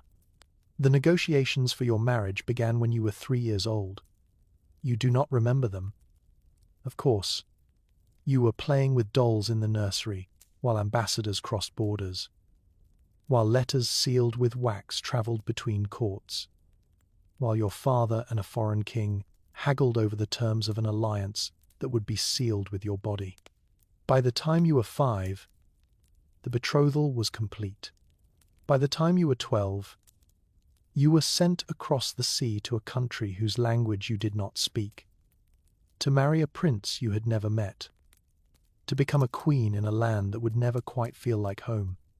Here's a curious detail that historians often emphasize about noble marriages. The bride's consent was theoretically required, but in practice, it was virtually impossible to refuse. A princess who rejected a politically vital match would bring disgrace upon her family, potentially trigger diplomatic crises, and face consequences ranging from disinheritance to imprisonment in a convent.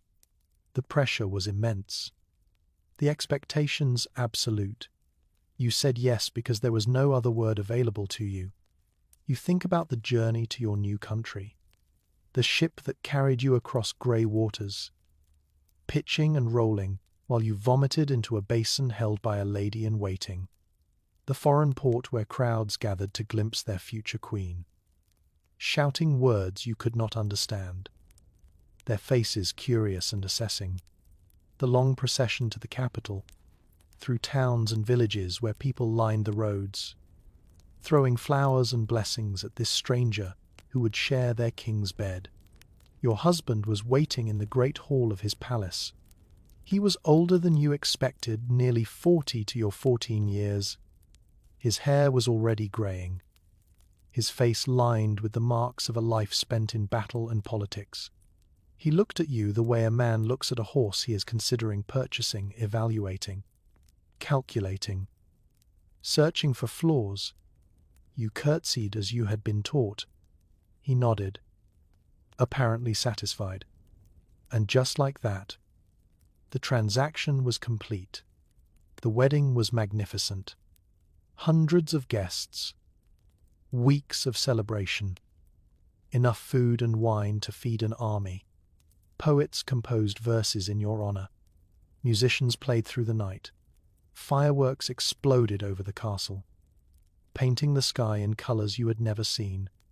Everyone agreed it was a triumph, a masterpiece of royal pageantry. You remember almost none of it. You remember only the terror, the loneliness, the desperate wish that your mother was there to hold your hand. She was not. Of course, she had died the previous winter, and you had not even been permitted to attend her funeral. Duty came first. It always came first. The years that followed were an education in power and powerlessness. As queen, you held a position of immense theoretical importance. You were the mother of future kings, the embodiment of the alliance between two nations, a symbol of unity and legitimacy. Courtiers bowed when you passed. Servants attended your every need. Your portrait hung in the great hall, your face immortalized in paint and gold leaf. But real power eluded you. Your husband made decisions without consulting you. His advisors dismissed your opinions. The council met behind closed doors from which you were excluded. You bore children, that was your function. After all, and watched them taken from you, to be raised by nurses and tutors, according to protocols you had no authority to change. Your sons belonged to the kingdom. Your daughters belonged to future alliances. None of them truly belonged to you. Historians still argue about the influence wielded by medieval queens. Some researchers point to examples of extraordinary women who shaped policy, commanded armies, ruled as regents for absent or minor kings. Eleanor of Aquitaine, who accompanied her first husband on crusade and later helped her sons rebel against her second. Margaret of Anjou, who led the Lancastrian cause through the Wars of the Roses with fierce determination. Isabella of France, who invaded England and deposed her own husband. These women proved that royal blood could carry power as well as obligation. But for every Eleanor, there were dozens of queens whose names have faded from memory. Women who fulfilled their dynastic duties quietly, who bore their children and attended their masses and smiled at their husbands' mistresses, who died in childbirth or obscurity and were replaced without ceremony. The position of queen was no guarantee of agency. It was, as often as not, merely a grander cage. You learned to navigate this cage with care. You cultivated allies among the ladies of the court, building networks of loyalty and information. You patronized artists and scholars, surrounding yourself with beauty and intellect that nourished your starving mind. You wrote letters to your siblings in your native tongue, maintaining connections to the homeland you would never see again. You found small pleasures, a garden where you could walk alone, a chapel where you could pray in peace, a library where you could lose yourself in books that asked nothing of you but attention. And you watched. You watched everything. You learned the rhythms of the court, the rivalries and alliances, the subtle shifts in power that could mean the difference between favor and disgrace. You learned who could be trusted and who would betray you without hesitation. You learned to smile when you wanted to scream, to agree when you wanted to argue, to perform the role of gracious queen while your true self retreated to somewhere deep and hidden where no one could touch it. Your husband died eventually. They all do. A hunting accident, quick and bloody, leaving you a widow in a foreign land with a son too young to rule. The regency fell to you finally. Finally, a taste of the power you had been denied for so long. You governed wisely, or tried to. You made alliances, suppressed rebellions, navigated the endless treachery of nobles who resented taking orders from a woman. You kept your son's throne safe until he was old enough to claim it. And then, when your work was done, you retired to a small castle in the countryside. The great game of politics continued without you. Younger queens took your place. Fresh chess pieces moved into position. You tended your garden, read your books, wrote letters to grandchildren you would never meet.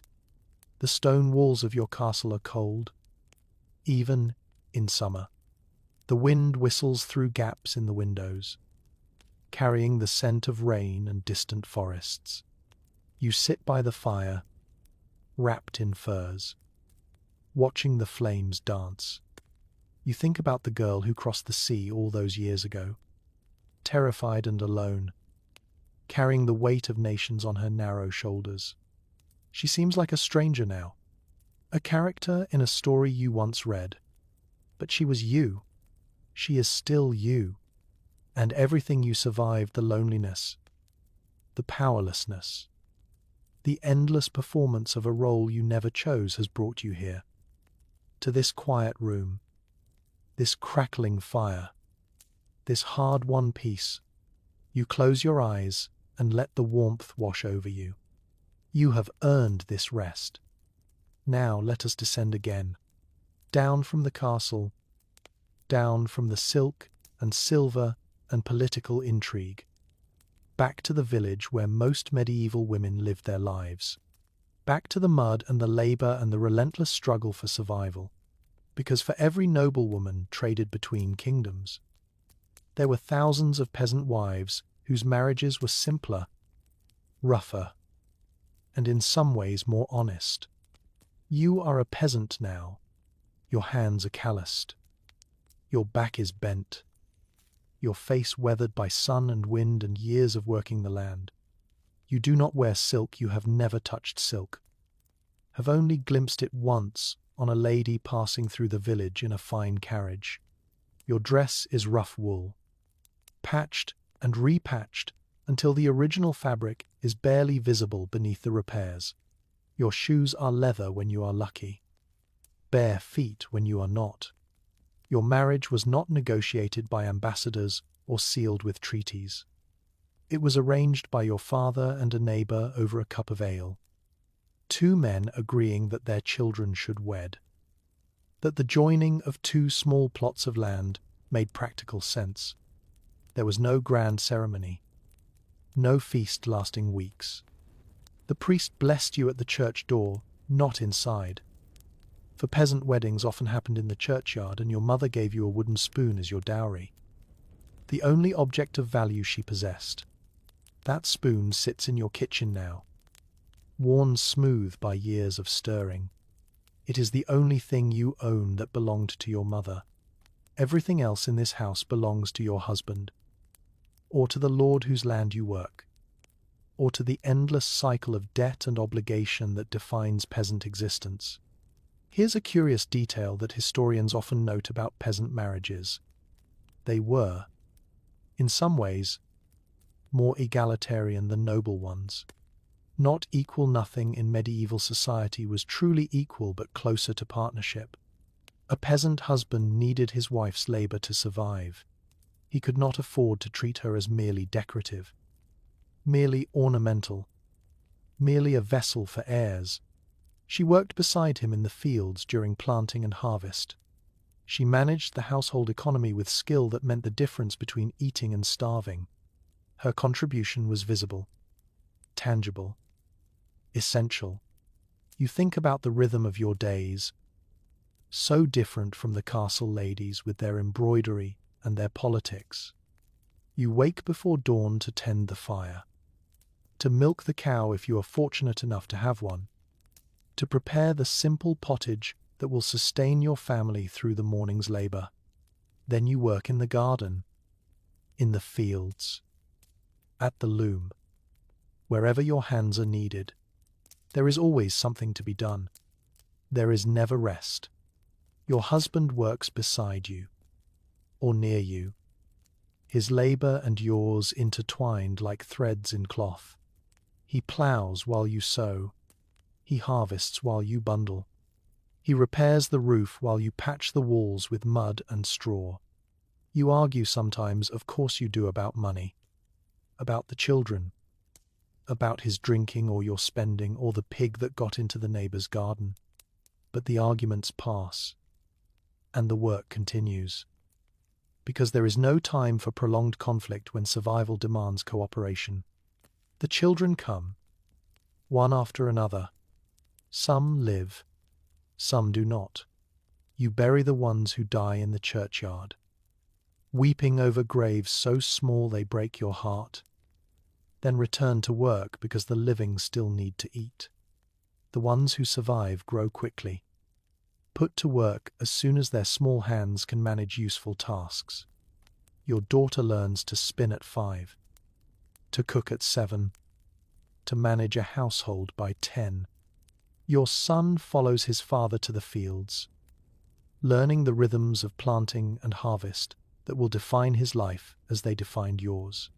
Historians still argue about the quality of life for medieval peasant women. Some researchers emphasize the grinding poverty, the back-breaking labor, the short life expectancies and high mortality rates that made peasant existence a constant struggle. Others point to evidence of community, of celebration, of genuine joy found in simple pleasures, festivals, and feast days.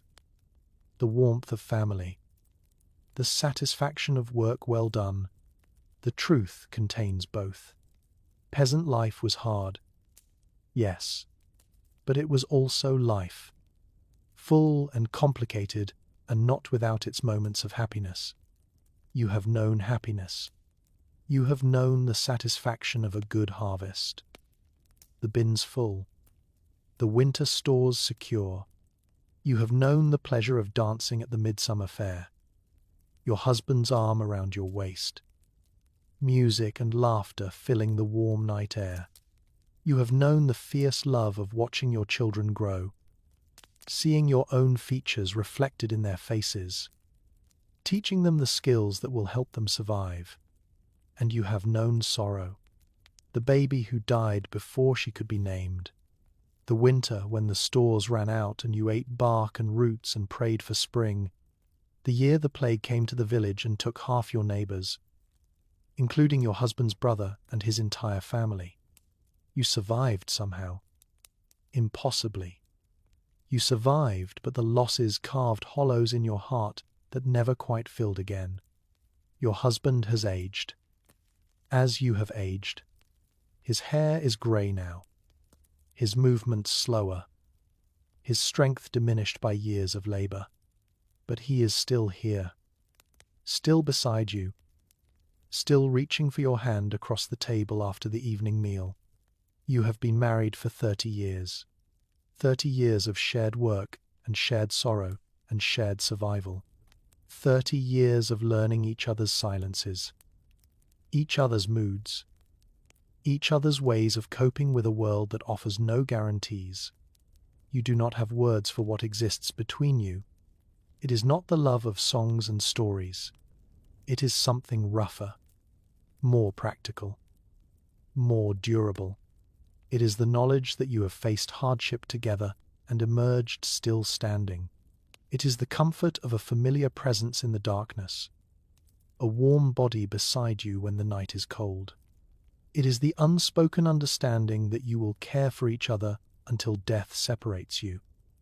Not because vows demand it, but because you cannot imagine any other way. The sun is setting now, painting the sky in shades of orange and pink above the fields you have worked your entire life.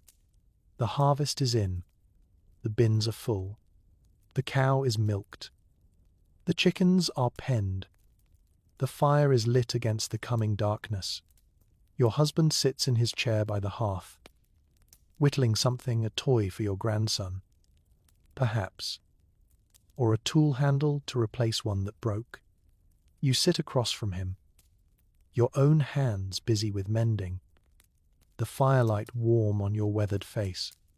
Neither of you speaks. There is no need for words. The silence between you is comfortable, familiar, filled with decades of shared experience. Outside, the first stars appear in the darkening sky. An owl calls from the woods beyond the village. The wind carries the scent of wood smoke and fallen leaves. The smell of autumn settling over the land. You think about the girl who married with only a wooden spoon for a dowry. Frightened and hopeful and utterly ignorant of what lay ahead. You wish you could tell her that she would survive, that she would work harder than she ever imagined and love more deeply than she ever expected.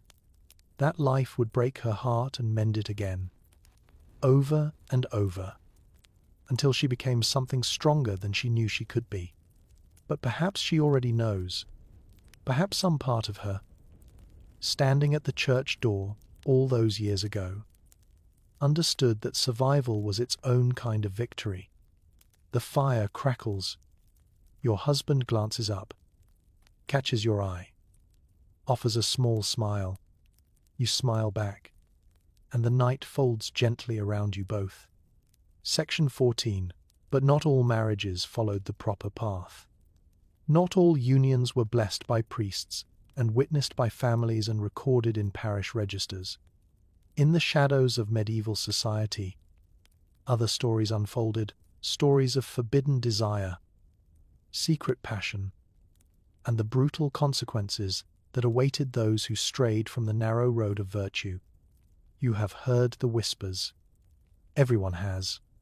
The baker's wife and the young apprentice, the lady of the manor and the travelling minstrel, the merchant's daughter and the married knight who promised her everything and delivered nothing. These stories circulate through the village like smoke, impossible to catch, but impossible to ignore. They are told in hushed voices, with expressions of shock that barely conceal fascination. They are warnings disguised as gossip, reminders of what happens to women who forget their place. Adultery. The word itself carries weight, heavy with judgment and danger. In the medieval world, it was not merely a sin against God, though it was certainly that. It was a crime against property, against lineage, against the entire social order that depended on knowing whose children belonged to whom. A wife who strayed threatened to corrupt her husband's bloodline, to introduce a cuckoo into the nest, to make a fool of the man who was supposed to be her master. The punishments reflected this gravity. They varied by time and place, by the status of the parties involved, by the whims of local lords and the interpretations of local courts. But they were rarely gentle. Here's a curious detail that often shocks modern listeners. In some regions, a husband who discovered his wife in the act of adultery had the legal right to kill both her and her lover on the spot. This was considered justified homicide, an understandable response to an unbearable dishonor. The law assumed that no reasonable man could be expected to restrain himself in such circumstances. The law made murder acceptable, even admirable, in the defense of masculine pride. You feel a chill as you consider this. The casual brutality of it.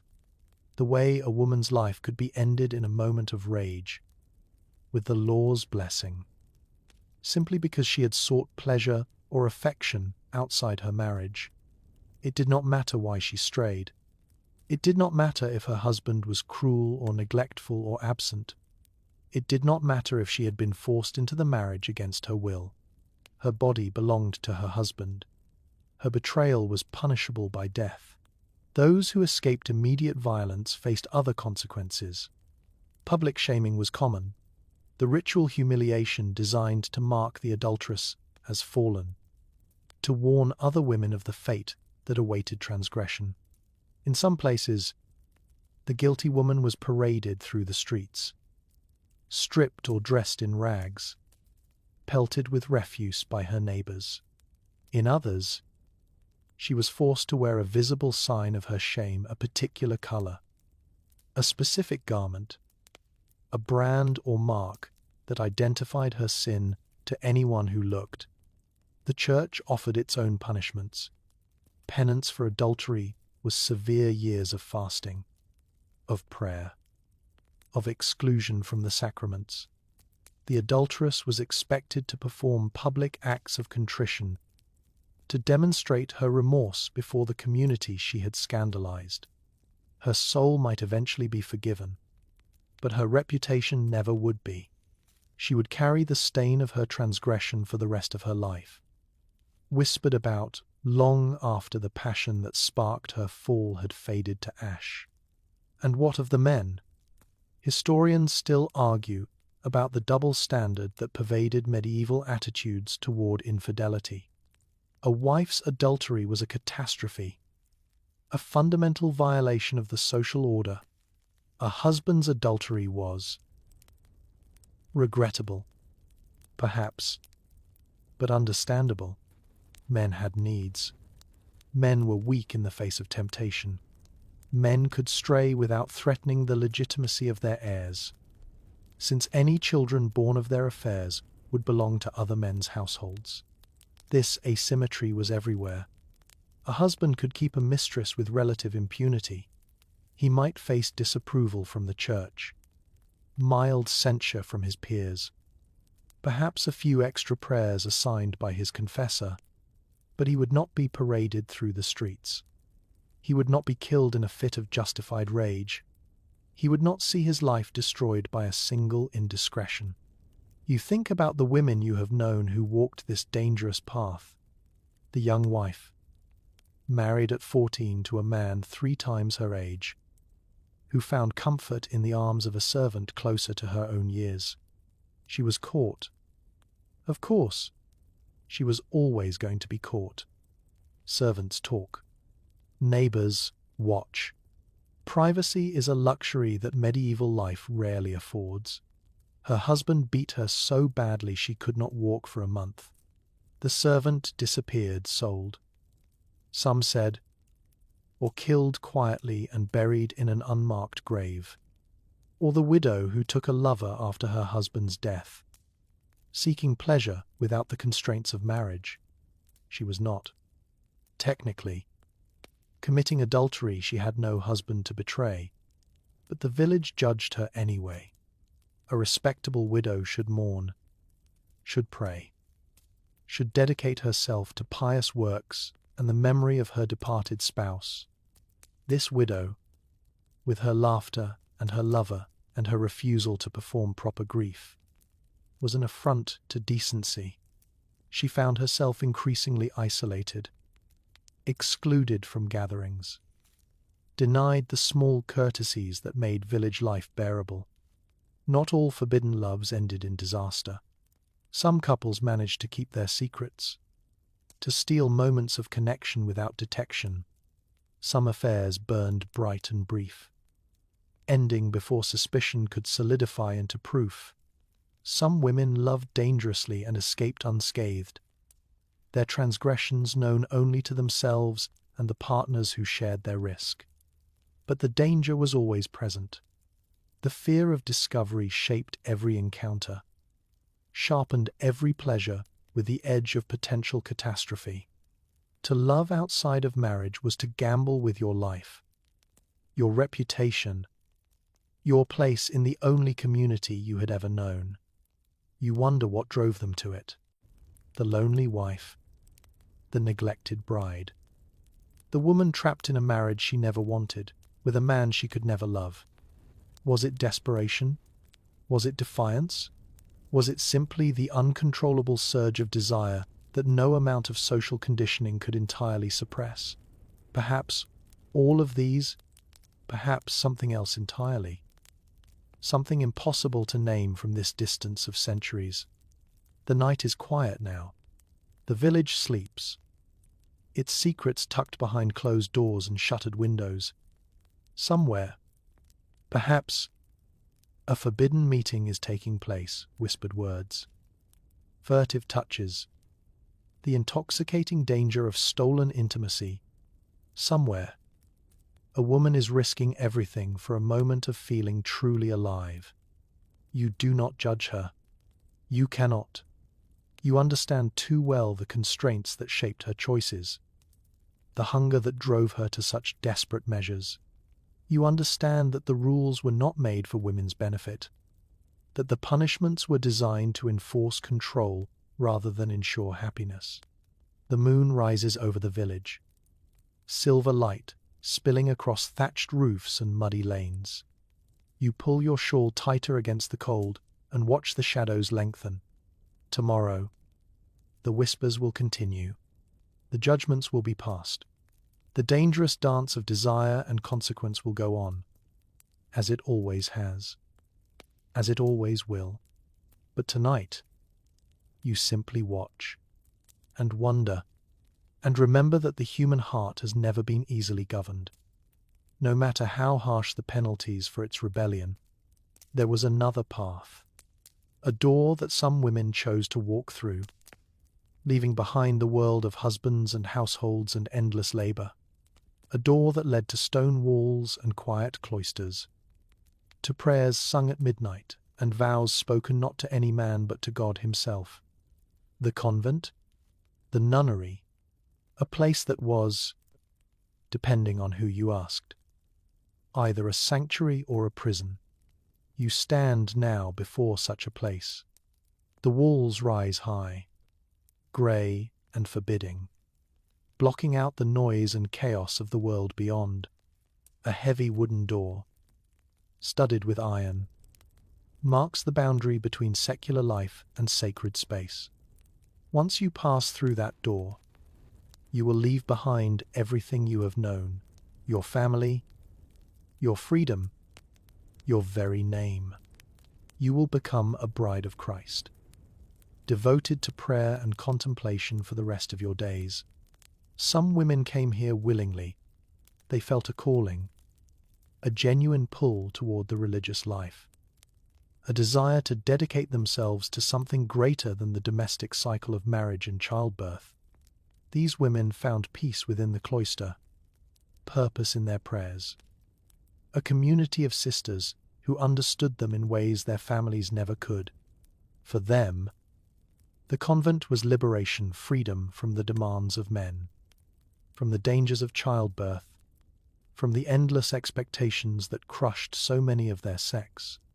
Others came less willingly, younger daughters for whom no suitable husband could be found, girls whose families could not afford dowries for the marriage market but could scrape together the smaller offering required by religious houses, women fleeing scandal, disgrace, or violence, widows seeking refuge from the chaos of the world.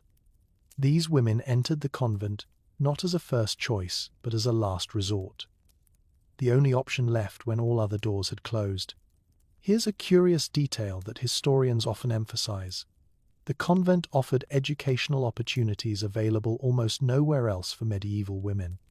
Nuns learned to read and write, skills that remained rare among lay people of both sexes.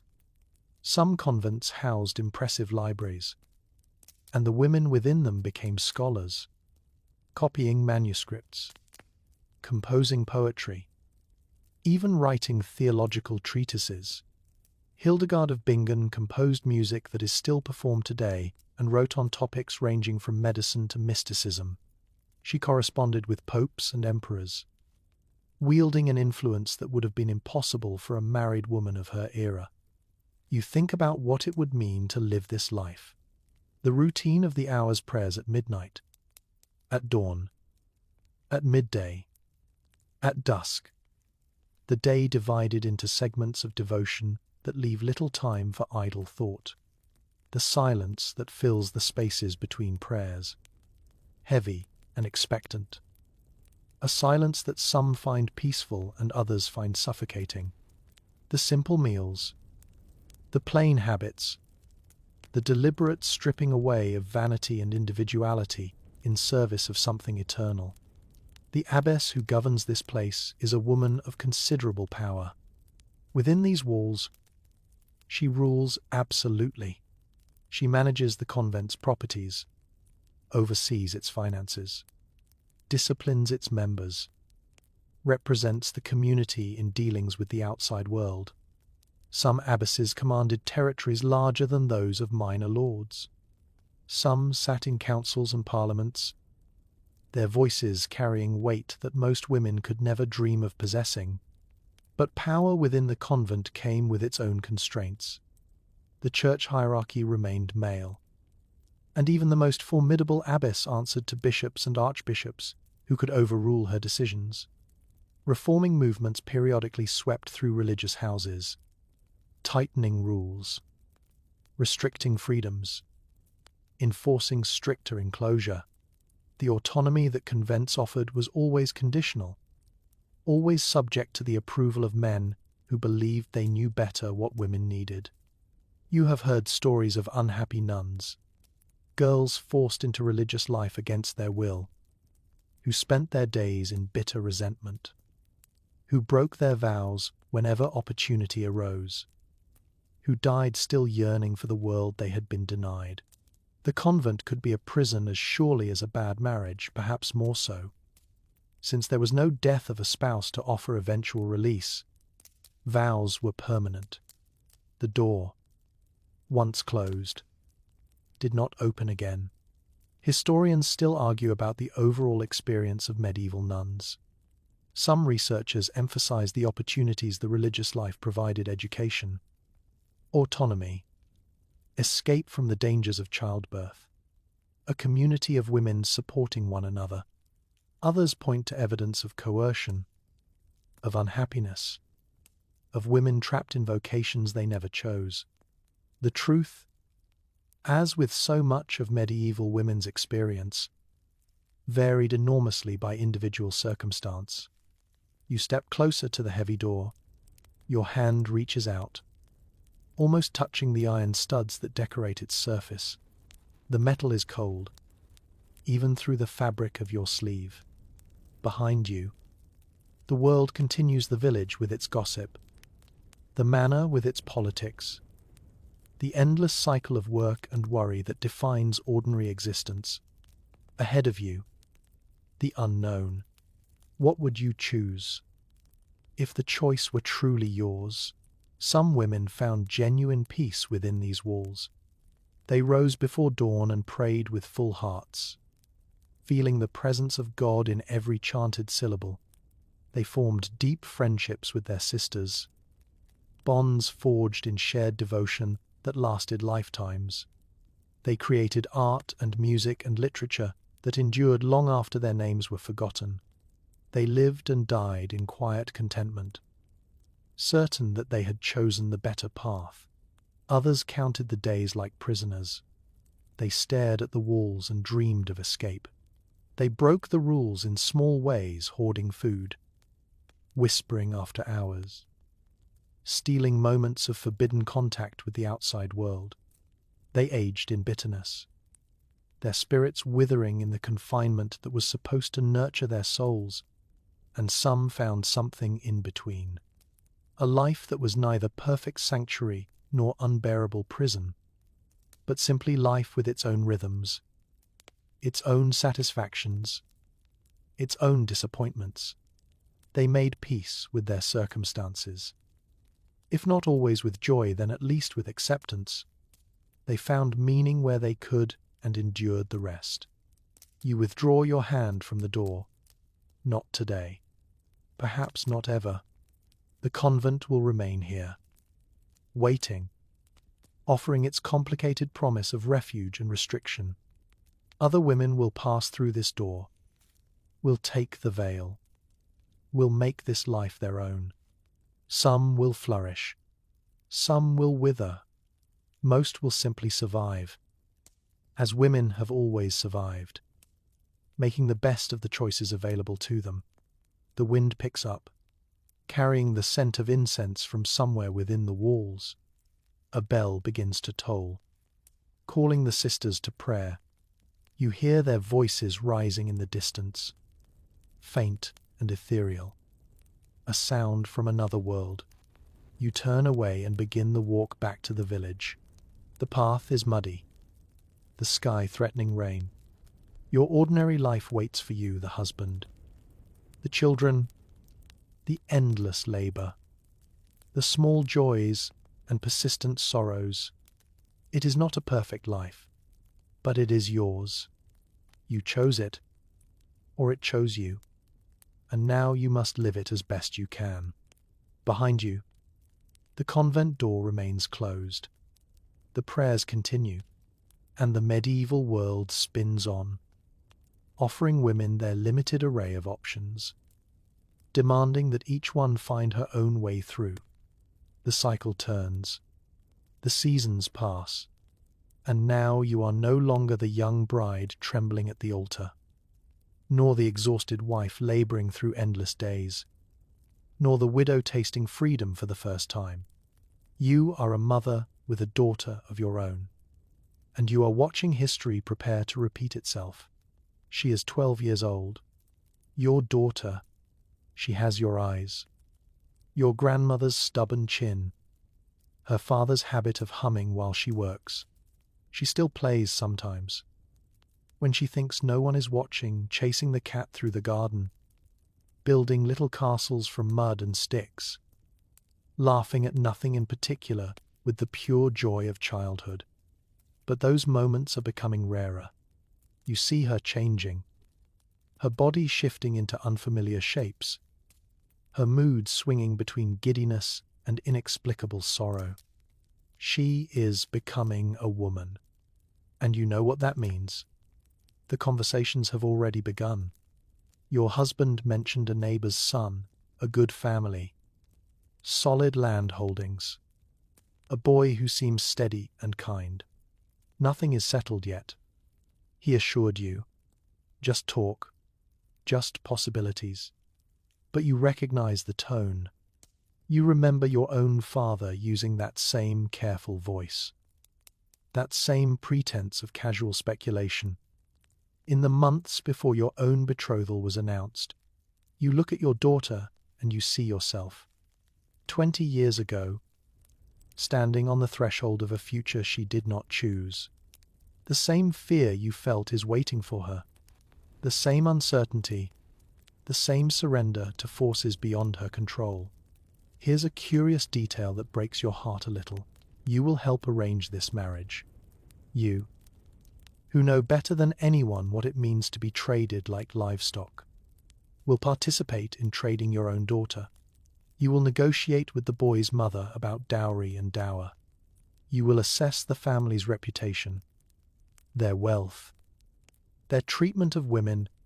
You will try to find her a good match, the best match possible within your limited options, because you know that a good match is the closest thing to protection you can offer her. This is how it has always been.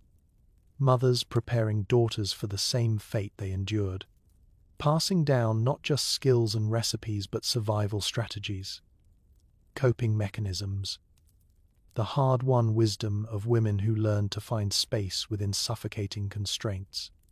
You will teach her what your mother taught you, and what her mother taught her, and what generations of women stretching back into the mists of time have taught their daughters since marriage was invented. You will teach her to read her husband's moods, to sense when anger is building, to soothe before the storm breaks. You will teach her to manage a household, to stretch resources, to make something from nothing when times are lean.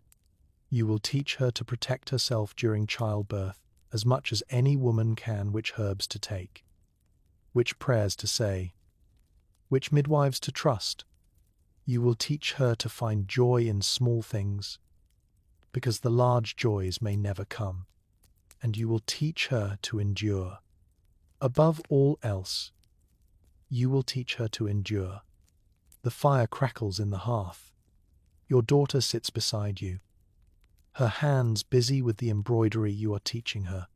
Her stitches are still uneven, still clumsy, but she is learning. She is always learning. Her eyes are focused on the fabric, her tongue poking out slightly in concentration.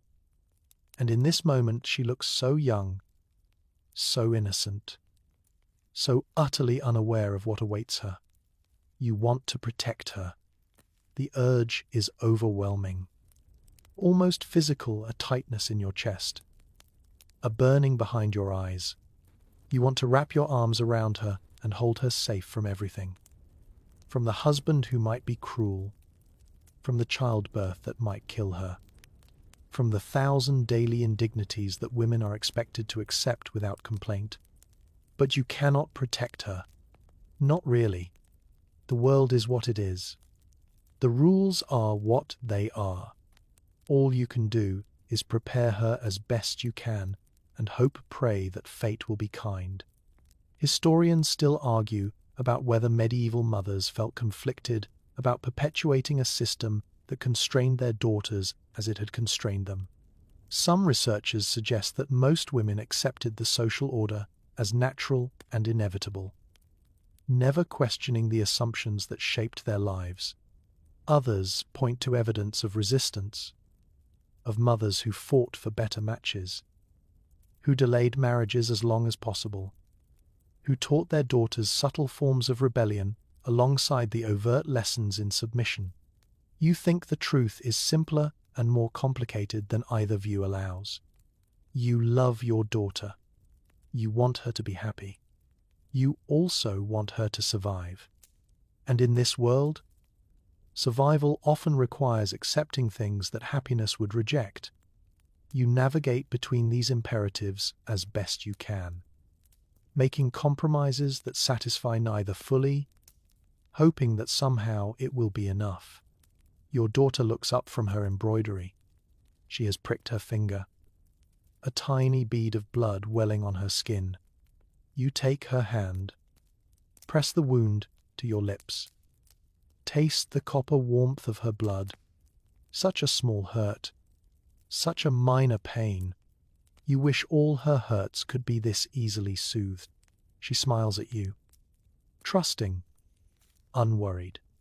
She does not know yet about the neighbor's son. She does not know that her childhood is ending, that the negotiations are beginning, that her future is being shaped in conversations she is not permitted to hear. She knows only this moment, the warmth of the fire, the comfort of your presence, the small challenge of the embroidery in her hands. You smile back. You do not tell her. Not yet. There will be time for truth later. Time for fear and resignation and the long process of acceptance. For now, let her have this peace. Let her have these last moments of unknowing. This final stretch of something almost like freedom. The night deepens around you. The fire burns lower. Your daughter yawns, her eyes growing heavy, her embroidery forgotten in her lap. You take the needle from her hand before she can prick herself again. Set the fabric aside. Smooth the hair from her forehead with a gesture so automatic you barely notice you are doing it. She leans against you, warm and trusting, and you wrap your arm around her thin shoulders.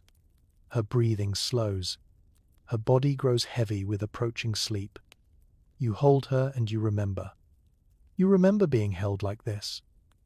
Long ago, before everything changed, you remember your own mother's arms, your own mother's warmth, the safety that existed only in childhood, only in ignorance, only in the brief, bright space before the world closed in. Tears slip down your cheeks, silent, unseen. You do not wipe them away. You let them fall. These tears for your daughter, for yourself, for all the women who came before and all who will come after, caught in the same ancient pattern, the same cycle of love and loss and endurance. Your daughter sleeps, the fire dims, and the wheel keeps turning, as it always has, as it always will. And so we come to the end of our journey. The long night stretches behind us now, filled with the stories of women who lived and loved and suffered and survived in a world that offered them so little and demanded so much. You have walked in their shoes, felt the cold of their stone churches, tasted the fear of their wedding nights, known the weight of their endless labor. You have been bride and wife, mother and widow, peasant and queen. You have seen the convent walls and the birthing chamber, the hostile household and the rare moments of tenderness. You have lived, for these few hours, the lives that countless medieval women lived for entire lifetimes. Now it is time to rest. The fire burns low in the hearth, its flames reduced to embers that glow like scattered rubies in the darkness. The heat still reaches you, gentle and persistent, a warmth that asks nothing in return. You sit in the quiet, your hands finally still, your work finally done. The children are sleeping, the household is silent. The world outside has settled into the deep hush that comes only in the hours between midnight and dawn. You think about all the women whose stories have woven through this night, the trembling bride who said yes because there was no other word, the girl whose childhood ended with a betrothal she did not understand, the daughter whose worth was measured in coins and cattle, the wife who entered the birthing chamber not knowing if she would emerge alive, the woman who learned to love a stranger because that stranger was all she had. They are not so different from you. These women of the distant past, they feared and hoped and dreamed, just as you do. They lay awake in the darkness, just as you do now, their minds turning over worries and wishes that the daylight hours left no time to examine. They wondered about their futures, remembered their pasts, tried to make peace with their presents. They were human, fully and completely human, with all the complexity and contradiction that word contains. Here's a truth that historians sometimes forget to mention. These women were not merely victims. Yes, the system constrained them. Yes, the rules were written by men. For men. Yes, the penalties for transgression were brutal, and the rewards for compliance were meager. But within those constraints, medieval women found ways to matter. They built households and raised children and created communities. They passed down knowledge and preserved traditions and shaped the world in ways that often went unrecorded but were no less real for being invisible. They survived. That is the thread that runs through every story we have told tonight. Survival. Stubborn and persistent, in the face of circumstances that would have broken weaker spirits. They bent when they had to and stood firm when they could. They made alliances with other women, forming networks of support that helped them weather the storms of marriage and childbirth and loss. They found small joys and held them close, knowing that large joys might never come. And sometimes, against all odds, they found love. Not the love of troubadour songs, perhaps, but something more durable. The love that grows from shared struggle, from years of working side by side, from the simple fact of surviving together, the love that manifests in a hand reached across a table, a glance exchanged across a crowded room, A moment of understanding that needs no words. You feel that love now, or something like it. A connection to these women of the past.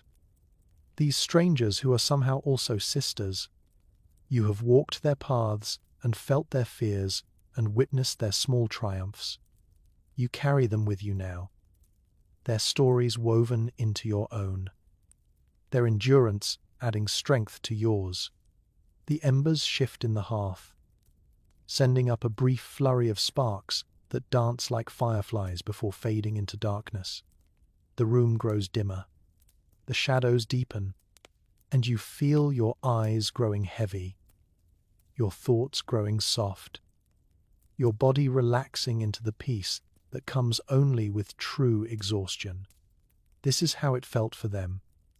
You realize this moment of release at the end of a long day, when the work is done and the worries can wait and sleep, finally seems possible. This small mercy that even the harshest life could not deny. They knew this feeling. These women of centuries past, they sank into it gratefully. Just as you are sinking now, the night holds you gently. Like a mother holding a tired child, you are safe here. In this quiet space between waking and sleeping. The cold cannot reach you. The fear cannot touch you. The endless demands of daily life have faded to distant whispers, barely audible over the soft rhythm of your own breathing. Let your shoulders drop. Let your jaw unclench. Let the tension drain from your muscles, flowing away like water into sand. There is nothing you need to do right now. Nothing you need to worry about. The morning will come soon enough, with its tasks and its troubles. But the morning is not yet here. This moment belongs to rest. Think of the women who came before you. Think of their strength, their resilience, their refusal to be entirely crushed by a world that valued them so little. Draw comfort from their example. They endured, and so will you. They found moments of peace, and so can you. They closed their eyes at the end of long nights and let sleep carry them to gentler places. And now you can do the same. The fire is almost out now. Just a few embers remain, glowing faintly in the darkness like distant stars. Their warmth lingers in the room, in your bones, in the soft blanket of drowsiness that settles over you. Warmth, hard-won and precious. Warmth that means more when you have fought for it, when you have known its absence, when you understand that it is never guaranteed. Your breathing slows, your heartbeat steadies. The stories of the night recede, folding themselves into dreams that will visit you gently, that will show you glimpses of those ancient lives without their pain, without their fear, only their beauty and their strength. Sleep now. Sleep as they once slept. Those medieval women, those wives and mothers and daughters and widows. Sleep knowing that you have honored their memory by walking their paths, by feeling their struggles, by refusing to forget them. The silence deepens. The darkness wraps around you like velvet, and somewhere, across the vast distance of centuries, a woman just like you closes her eyes and surrenders to the same gentle tide. Rest now. The long night has ended. Sleep well.